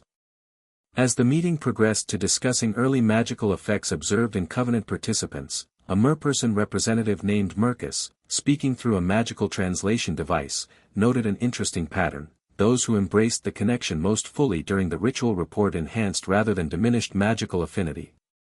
This aligns with our ancient understanding that magic flows more freely through willing channels. This observation prompted several participants to share their experiences since the ritual. Many described subtle enhancements to their family's traditional magical affinities. Neville Longbottom's already impressive herbology talents had strengthened further. Theodore found himself able to sense the age and composition of stone structures through touch. Daphne had developed increased sensitivity to emotional currents in groups, an enhancement of the Greengrass family's traditional empathic abilities. These effects were predicted in the theoretical models, Hermione Granger noted, but are manifesting more strongly than anticipated. The first generation was expected to experience minimal change, yet many participants report significant enhancement to specific magical affinities. A goblin magical theorist named Gornik offered an explanation. The original binding spells included provisions to mask the stolen nature of the magic from its human vessels. The acknowledgement ritual appears to have weakened these masking elements, allowing more direct connection to the magic's true nature. This technical discussion continued, with various magical experts from different communities contributing perspectives. The collaborative analysis represented exactly the kind of cross-community magical research that had been hindered by centuries of separation and prejudice. As the meeting drew toward conclusion, Ragnok addressed a question that many had been reluctant to raise directly. Some have asked whether the covenant might be modified to reduce the redistribution for families that have demonstrated particular commitment to magical being rights or other mitigating factors. His direct acknowledgement of this sensitive topic created a momentary tension in the chamber. Several wizard representatives shifted uncomfortably, while magical being delegates exchanged glances. The covenant design already incorporates proportional effects based on how each family has utilized their magic, Ragnok continued. Families whose magic has been employed in ways aligned with its original nature will naturally experience less disruption during redistribution than those who have forced it into contrary patterns. He looked directly at the wizard representatives. This is not about reward or punishment but magical reality. Magic redistributes more harmoniously when it has not been consistently forced against its nature. Your ancestors' actions set certain patterns in motion, and your own actions have either reinforced or moderated those patterns. This explanation, framing differential effects as magical mechanics rather than moral judgment, helped diffuse the underlying tension. It also provided an incentive for current generations to align their magical practice more closely with their magic's original nature, potentially easing the transition for their descendants. As the inaugural council meeting concluded, Minister Shacklebolt emphasized the historic nature of their collaboration. What we are building here extends far beyond the specific provisions of the covenant. We are establishing new patterns of governance and cooperation that will reshape magical society for centuries to come. Outside the council chamber, Daphne and Theodore found themselves walking together toward the ministry atrium. Interesting dynamics in there, Daphne observed. Did you notice how the Centaur delegates engaged most directly with the Longbottoms and other Earth-aligned families? The natural affinities are already influencing interaction patterns. Theodore nodded. I noticed. And the Mare people seemed particularly interested in your contributions, beyond the content itself. The water connection manifesting, perhaps. Perhaps, Daphne agreed. Though I'm more interested in the goblin explanation for the enhanced affinities we're experiencing. If the masking elements of the original binding are weakening, we might see more significant changes in this first generation than anticipated. Their analytical discussion continued as they reached the atrium, where they encountered an unexpected figure, Draco Malfoy, waiting near the fountain with a carefully neutral expression. Not Greengrass, he greeted them stiffly. I heard the council was meeting today. Theodore regarded him cautiously. It was. Your mother attended as the Malfoy representative. Draco nodded once, sharply. I'm aware. I'm meeting her for dinner. He hesitated, clearly uncomfortable but determined. I wanted to ask, the enhanced affinity effects. Are they real?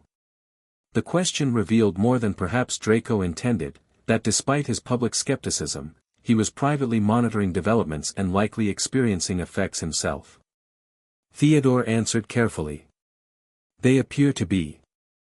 Most participants report strengthened connection to their family's traditional magical affinities. In my case, enhanced sensitivity to stone and metal properties. And no diminishment of general magical capacity. Draco pressed. None, Daphne confirmed. If anything, many report more efficient casting in their affinity areas. The redistribution affects future generations, not current practitioners, except for the affinity enhancements, which seem to be an unexpected side effect of acknowledging the magic's true nature. Draco absorbed this information with a slight frown, clearly weighing it against his own experiences. Interesting. He straightened, resuming his mask of aloof indifference. My mother mentioned you've been quite involved in the implementation, Greengrass. Very on-brand for your family, always positioning yourselves at the center of transitions while claiming neutrality. Despite the barb, Daphne sensed something beneath it, not quite respect, but recognition. We prefer to call it pragmatism, Malfoy. Something your mother clearly understands, given her participation in the Covenant. A flash of something, conflict, perhaps, or grudging acknowledgement, crossed Draco's features before he controlled his expression again. Yes, well. Mother always did take the long view. He nodded curtly. Good evening, Greengrass, not. As he departed toward the waiting area where Narcissa would likely emerge, Theodore raised an eyebrow at Daphne. Interesting. He's experiencing effects but still resisting the implications. Classic cognitive dissonance, Daphne agreed. Though the fact that he's asking questions suggests the resistance is weakening. Narcissa's participation gives him a path to eventual acceptance without having to publicly reverse his position. Theodore's lips curved slightly. Always analyzing the social dynamics. Says the man who spent the entire council meeting cataloging the magical theory implications, Daphne returned with a small smile. Their easy rapport had developed naturally over the months of working together on Covenant implementation. Neither had explicitly acknowledged the gradual shift from professional collaboration to something more personal, but both were aware of it. Dinner? Theodore suggested as they reached the ministry exits. I'd be interested in your analysis of the Centaur delegate's rather cryptic comments about stars aligning in unexpected patterns. I'd like that, Daphne agreed. And I have questions about your observations regarding the goblin metallurgical references that seem to go over everyone else's head. As they departed together, they represented in microcosm what was occurring throughout wizarding society, new connections forming across traditional boundaries, collaborative analysis of unprecedented magical developments, and gradual adaptation to a fundamentally altered understanding of their magical nature. 1 year after the acknowledgement ritual, a smaller ceremony took place at Hogwarts. In the Room of Requirement, which had somehow survived the fiend fire during the final battle, a select group gathered to unveil a new educational installation, a magical exhibit that would allow students to experience key moments from magical history from multiple perspectives. Neville Longbottom, now firmly established as professor of herbology and advocate for educational reform, hosted the gathering. This installation represents our commitment to teaching complete magical history, he explained to the assembled guests. Students will be able to experience historical events from the perspectives of all magical beings involved, not just the wizard-centric view that has dominated our curriculum for centuries. The installation's centerpiece was a section on the Great Claiming, featuring carefully constructed magical simulations that allowed viewers to witness the event from both wizard and magical being perspectives. These simulations, developed collaboratively by wizard historians and magical being memory keepers, represented a breakthrough in educational magic. Hermione Granger, who had helped develop the magical theory underlying the simulations, demonstrated the functionality. Unlike pensive memories, which show only what the memory contributor experienced, these simulations integrate multiple perspectives into a coherent experience. Students can shift viewpoints to understand how the same events appeared to different participants. The demonstration impressed even those already familiar with the concept. The simulation provided a visceral understanding of historical events that traditional educational methods could not achieve, particularly important for helping students comprehend the complex origins of wizarding magic. We'll be expanding the installation to cover other significant historical events, Astoria Greengrass explained, representing the educational commission that had overseen the project. The Goblin rebellions, now more accurately termed restitution conflicts, will be the next section developed, followed by the founding of Hogwarts itself, which we now understand was influenced by the magical pattern established during the Great Claiming. After the formal presentations, attendees were invited to experience the installation firsthand.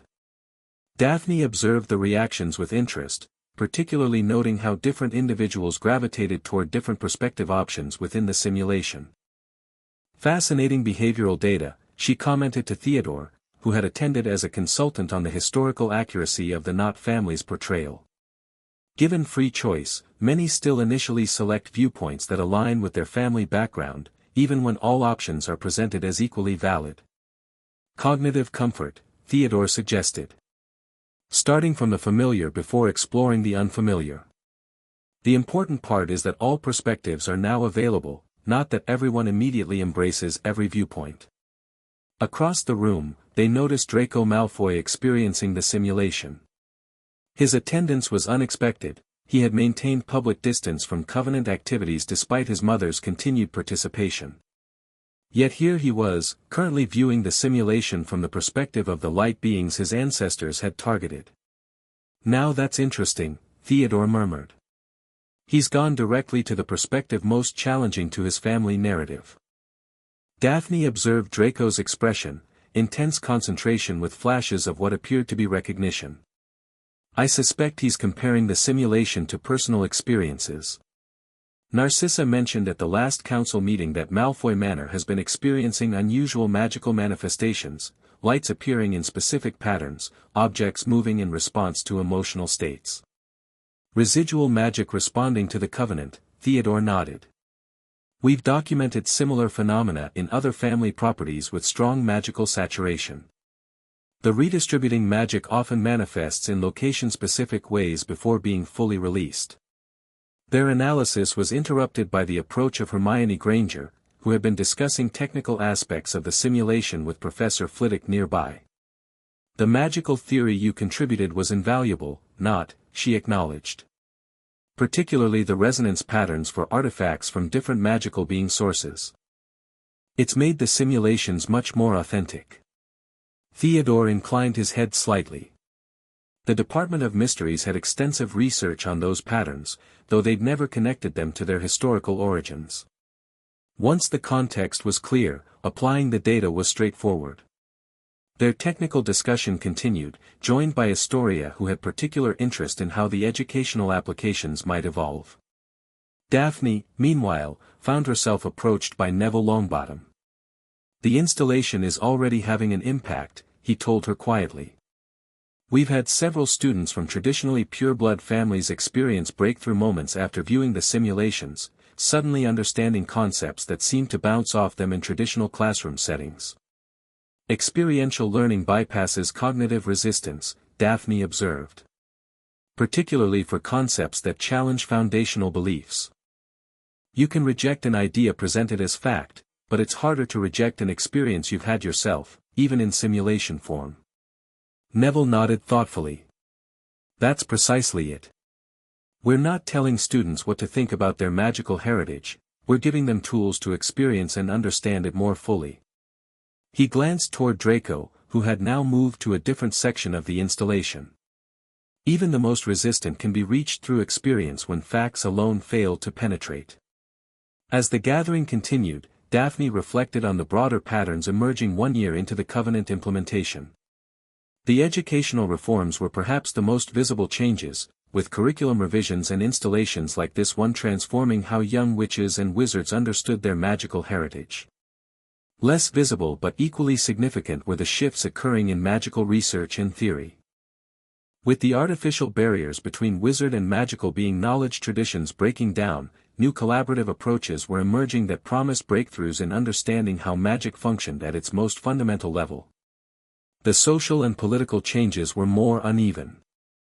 Some segments of wizarding society had embraced the new understanding wholeheartedly, others had adapted pragmatically while reserving judgment, and a diminishing but still vocal minority maintained outright rejection of the historical claims despite mounting evidence. Yet even among the rejectionists, behavioral changes were occurring. Pureblood supremacist rhetoric had declined significantly, with even traditional hardliners shifting to more defensible positions about preserving magical heritage, rather than claiming inherent magical superiority. Whether this represented genuine evolution or merely tactical adaptation remained to be seen, but the effect on public discourse was nonetheless positive. As the evening drew to a close, attendees gathered for a final presentation from a surprising source. Luna Lovegood, who had been quietly documenting Covenant implementation for a special edition of the Quibbler, revealed a magical visualization she had created with assistance from various magical being artists. This shows the current state of the redistribution channels established by the Covenant, she explained in her characteristically dreamy voice, activating a three-dimensional magical projection above the center of the room. The visualization displayed a complex network of glowing threads connecting points representing the sacred 28 families to corresponding magical being communities. The threads pulsed gently with magical energy, each displaying the characteristic signature of its family magic gradually flowing toward its original source. The brighter channels represent families who have more fully embraced the connection, Luna explained. The fainter ones are families with only minimal participation or significant internal resistance. The visualization provided a striking representation of the Covenant's current status, some channels flowing strongly, others barely active, but all connected within a single magical framework that encompassed all participating parties. "What happens to the channels for families that fully rejected the Covenant?" asked a voice from the gathering. Daphne recognized Susan Bones, now working in the Department of Magical Law Enforcement. Luna adjusted the visualization with a gesture, revealing several dormant connection points with minimal energy flow. These represent the non-participating families. As you can see, even without active participation, minimal redistribution occurs. The magic naturally seeks to return to balance once the original binding has been weakened by the Covenant's activation. This revelation, that even non-participating families would experience gradual redistribution effects, had been theorized but not previously confirmed visually. The implications were significant. No family could entirely avoid the consequences of the Covenant, though active participation allowed for more controlled and harmonious transition. And this larger pattern forming around the entire network? Theodore asked, pointing to a subtle geometric structure emerging from the combined flow patterns. That, Luna said with a smile, is what the centaurs call the restoration lattice, the new magical structure that will eventually replace the original binding pattern established during the Great Claiming. It's still forming, of course, but the basic geometry is already taking shape. The visualization captivated everyone present, providing tangible evidence that the Covenant was not merely symbolic but was actively reshaping the fundamental magical connections between wizards and magical beings. Whatever individual feelings about the historical revelations might be, the reality of the magical redistribution was now undeniable. As the gathering concluded and guests began to depart, Daphne found herself standing with Theodore near one of the castle's large windows, looking out over the grounds where magical creatures now moved more freely under revised ministry classifications implemented as part of the Covenant changes. 1 year in, she reflected. Faster in some ways than I expected, slower in others. Theodore nodded. The magical adjustments have progressed more rapidly than projected, but the social adaptations remain uneven. Not surprising, really, magic follows its own laws, while people cling to comfortable narratives even when confronted with contradictory evidence. Yet change is occurring, even among the most resistant, Daphne observed. Did you notice Draco's reaction to the light being perspective in the simulation? Recognition, not rejection. His public position hasn't changed, but his personal understanding is clearly evolving. A microcosm of the broader pattern, Theodore agreed. Public positions shift last, after internal understanding has already changed. The important transformation is happening beneath the surface, in how people experience and relate to their own magic. They stood in comfortable silence for a moment, watching the interplay of moonlight and magical creatures on the Hogwarts grounds. The scene before them, centaurs moving freely at the forest edge, merpeople visible near the lake's surface, and other magical beings previously rarely seen now present on the grounds, represented the visible manifestation of the Covenant's effects on magical society. "We should head back," Daphne said eventually. "The port key to London activates in 20 minutes. Theodore nodded but made no immediate move to leave. "I've been meaning to ask you something," he said, his typical academic precision giving way to unusual hesitancy. "The department is sending representatives to the International Confederation Symposium on Magical Redistribution next month in Geneva. I've been asked to present our findings on artifact resonance patterns, and I thought perhaps, that is, would you be interested in accompanying me? Your analysis of social adaptation patterns would complement the technical data." The invitation was clearly more than professional, despite the careful framing. Daphne found herself smiling. "I'd like that. The Swiss magical community has been particularly interested in our implementation approach. Their historical relationship with magical beings followed a different pattern than Britain's." "Excellent," Theodore said, visible relief in his expression. "We could perhaps extend the trip by a few days. The Alpine magical being communities have preservation methods for historical records that might be relevant to our artifact stabilization project." "A sensible addition to the itinerary," Daphne agreed, her smile widening slightly at their mutual commitment to maintaining professional pretexts. "We should coordinate with the department's international liaison to arrange the appropriate introductions." As they finally turned to head toward the port key location, Daphne reflected on how fitting their evolving relationship was, analytical minds finding connection through shared work on historically significant magical transformation. Like the Covenant itself, their relationship had developed gradually from initial cautious assessment to deeper understanding and now to something with potential for lasting significance. The same pattern was occurring throughout magical Britain, new connections forming across previously rigid boundaries, collaborative efforts replacing competition, and a gradually emerging new equilibrium that honored history without being imprisoned by it. 1 year into the 7-generation process, the path ahead remained long and undoubtedly would include challenges unforeseen even by the Covenant's architects. Yet the foundation had been established, truth acknowledged, restitution begun, and a framework created for a more balanced magical future. The reckoning that began with the Goblins summoning the Sacred 28 to witness Dumbledore's confession had transformed from confrontation to collaboration, from revelation to reconstruction. The magical world would never return to what it had been before, but perhaps, at long last, it was moving toward what it should have been all along. Epilogue. 7 generations later, Professor Celia Longbottom's commander adjusted her teaching robes as she prepared for the day's first class. Through the windows of the magical history classroom, she could see students from all houses making their way across the Hogwarts grounds, many accompanied by what previous centuries would have classified as magical creatures, but who were now recognized as full members of the educational community. A centaur instructor galloped alongside a group of third years, apparently continuing a lesson on astronomical alignment that had begun during their previous class. Near the lake, a merperson scholar using a specialized water-air adaptation charm demonstrated water purification techniques to attentive 7th years. From the forest edge, a delegation of goblins approached, likely arriving for the day's special presentation. Today marked the 700th anniversary of the Restitution Covenant, and Hogwarts was hosting a ceremonial observation of the completion of the 7-generation redistribution process. As the school's professor of integrated magical history, Celia had the honor of introducing the commemorative activities to the student body. Her classroom looked nothing like the history classroom of Bin's era. The traditional rows of desks had been replaced by a flexible arrangement that could be reconfigured for various learning modalities. The walls featured interactive magical displays showing historical events from multiple perspectives. At the center of the room stood a sophisticated version of the simulation technology first installed 7 centuries earlier, now capable of immersing students in historical environments with full sensory engagement.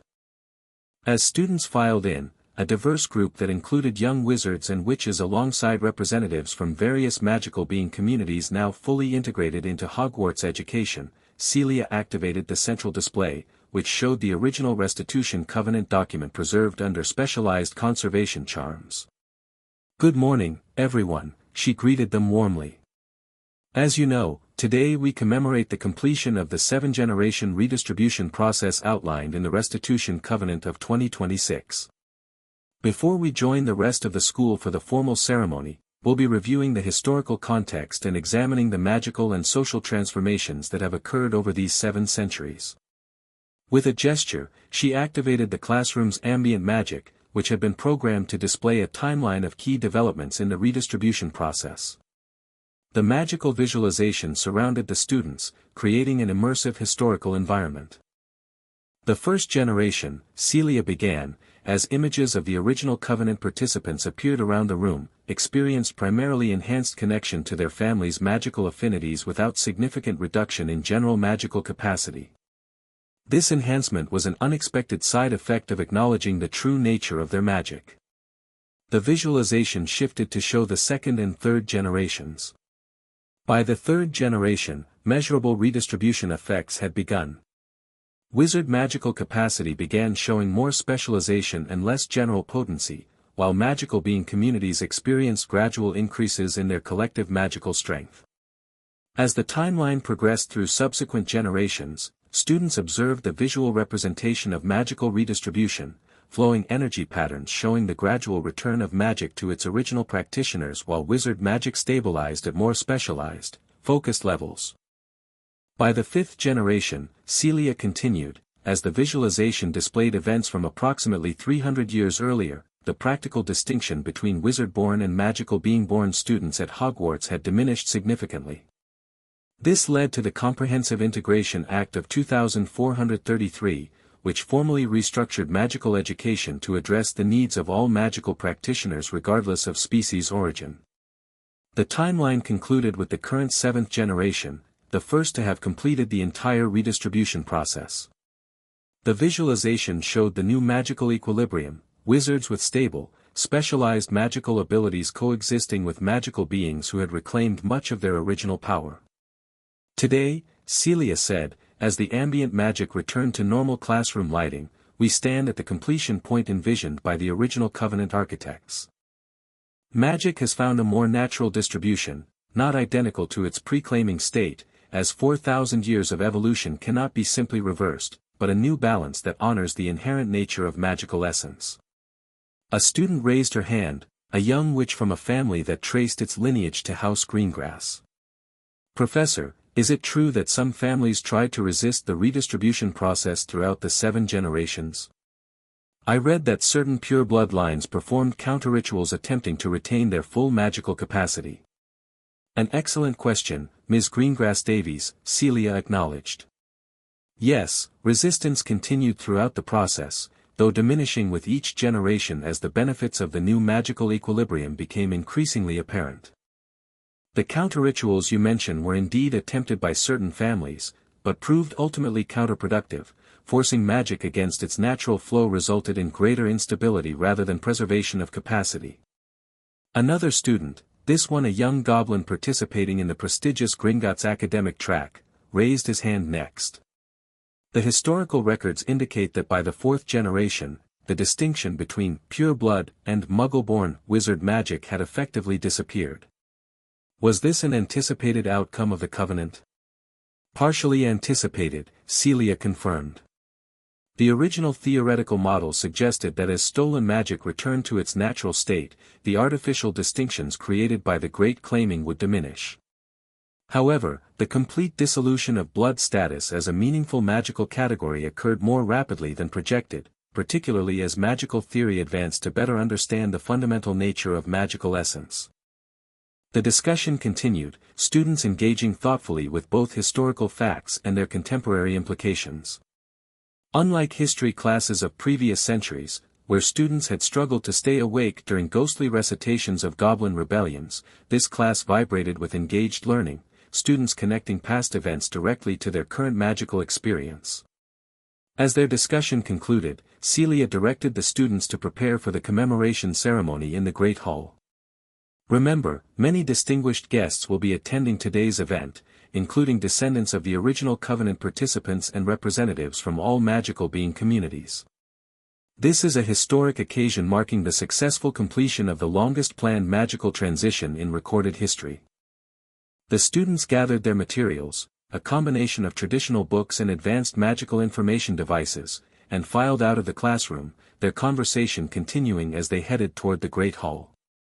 Celia followed more slowly, pausing to collect a special artifact she would present during the ceremony, a preserved memory crystal containing recordings of the original acknowledgement ritual from 7 centuries earlier. As keeper of historical records for her generation of the Longbottom's commander line, she had been entrusted with this precious historical document. In the Great Hall, the entire school had gathered alongside distinguished visitors from throughout the magical world. The traditional house tables had been replaced by a circular arrangement reflecting the integrated nature of modern magical education. Where the staff table once stood, a raised platform now accommodated representatives from all the magical communities participating in the commemoration. Headmistress Weasley Thomas, a distant descendant of the original Weasley Covenant participants, opened the ceremony with a welcome that acknowledged the historic significance of the occasion. 7 centuries ago, she began, her magically amplified voice reaching every corner of the hall. Representatives of wizard families and magical being communities gathered to begin a process that would fundamentally transform magical society. Today, we mark the completion of that process, not as an ending, but as a milestone in our continuing evolution as an integrated magical community. Various speakers followed, representing different perspectives on the 7-generation journey. A centaur elder spoke of the stars realigning to their proper courses. A goblin financial historian detailed the parallel economic integration that had accompanied magical redistribution. A merperson ambassador, using advanced translation magic, described the restoration of water-based magical traditions long suppressed. When Celia's turn came, she approached the platform carrying the memory crystal. As keeper of historical records for the Longbottom's commander line, I present this original memory of the acknowledgement ritual that began the redistribution process 7 centuries ago. Through this preserved experience, we can directly connect with the moment our ancestors chose to acknowledge historical truth and commit to magical restitution. She placed the crystal in a specialized projection device, and the Great Hall dimmed as images formed above the platform, the original Gringotts ritual circle, the gathered sacred 28 representatives, the magical beings witnessing the acknowledgement. The recording showed the ritual's progression, historical recognition, connection establishment, and commitment binding. As the projection concluded with Ragnok's declaration that the path of return has begun, a palpable sense of historical connection filled the hall. 7 centuries collapsed into a single moment of continuity, the beginning and completion of a journey that had transformed magical society more fundamentally than any war or political revolution. The final speaker was a wizard being liaison from the Department of Magical Harmony, the evolved successor to the original Department of Magical Redistribution and Historical Reconciliation. Today, we not only commemorate the completion of the redistribution process but formally recognize the new magical equilibrium established through 7 generations of careful transition. The Restoration Charter, ratified by all magical communities, now replaces the original Restitution Covenant as the guiding framework for our shared magical future. With a ceremonial gesture, the liaison activated a magical display showing the new charter, its text incorporating contributions from all magical traditions and its magic reflecting the balanced distribution now achieved. Unlike the original covenant, which had focused on correcting historical imbalance, this charter looked forward, establishing principles for maintaining magical harmony among all practitioners. As the formal ceremony concluded, students and guests moved into a more celebratory phase of the commemoration. The Great Hall transformed for a festival representing magical traditions from all communities, wizard, goblin, centaur, merperson, and many others now fully integrated into magical society. Celia found herself approached by an elderly wizard whose family line traced back to the original Not Covenant participants. "Remarkable to think what they set in motion, isn't it?" he commented, gesturing toward the continuing projection of the original ritual participants.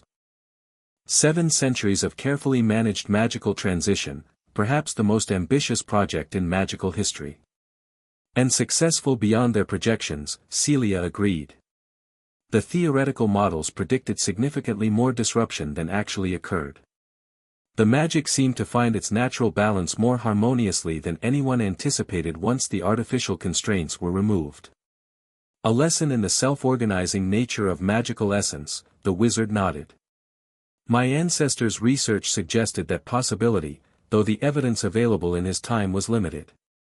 Magic inherently seeks equilibrium when artificial constraints are removed.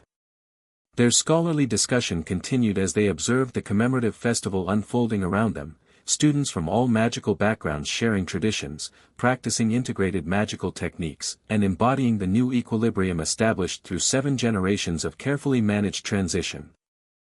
Beyond Hogwarts, throughout magical Britain and increasingly across the global magical community, similar commemorations were taking place, recognizing the completion of a process that had fundamentally transformed the relationship between different magical practitioners and traditions. The world that had emerged bore little resemblance to the rigidly stratified magical society of 7 centuries earlier. Wizard magic had become more specialized but no less valuable, focusing on areas where human magical affinity offered unique advantages. Magical beings had reclaimed their traditional strengths while developing new collaborative approaches with wizard practitioners. The magical isolation that had characterized previous eras had given way to integrated communities where different magical traditions complemented rather than competed with each other. The concept of blood status had disappeared entirely from magical discourse, replaced by recognition of individual affinity and specialization regardless of origin.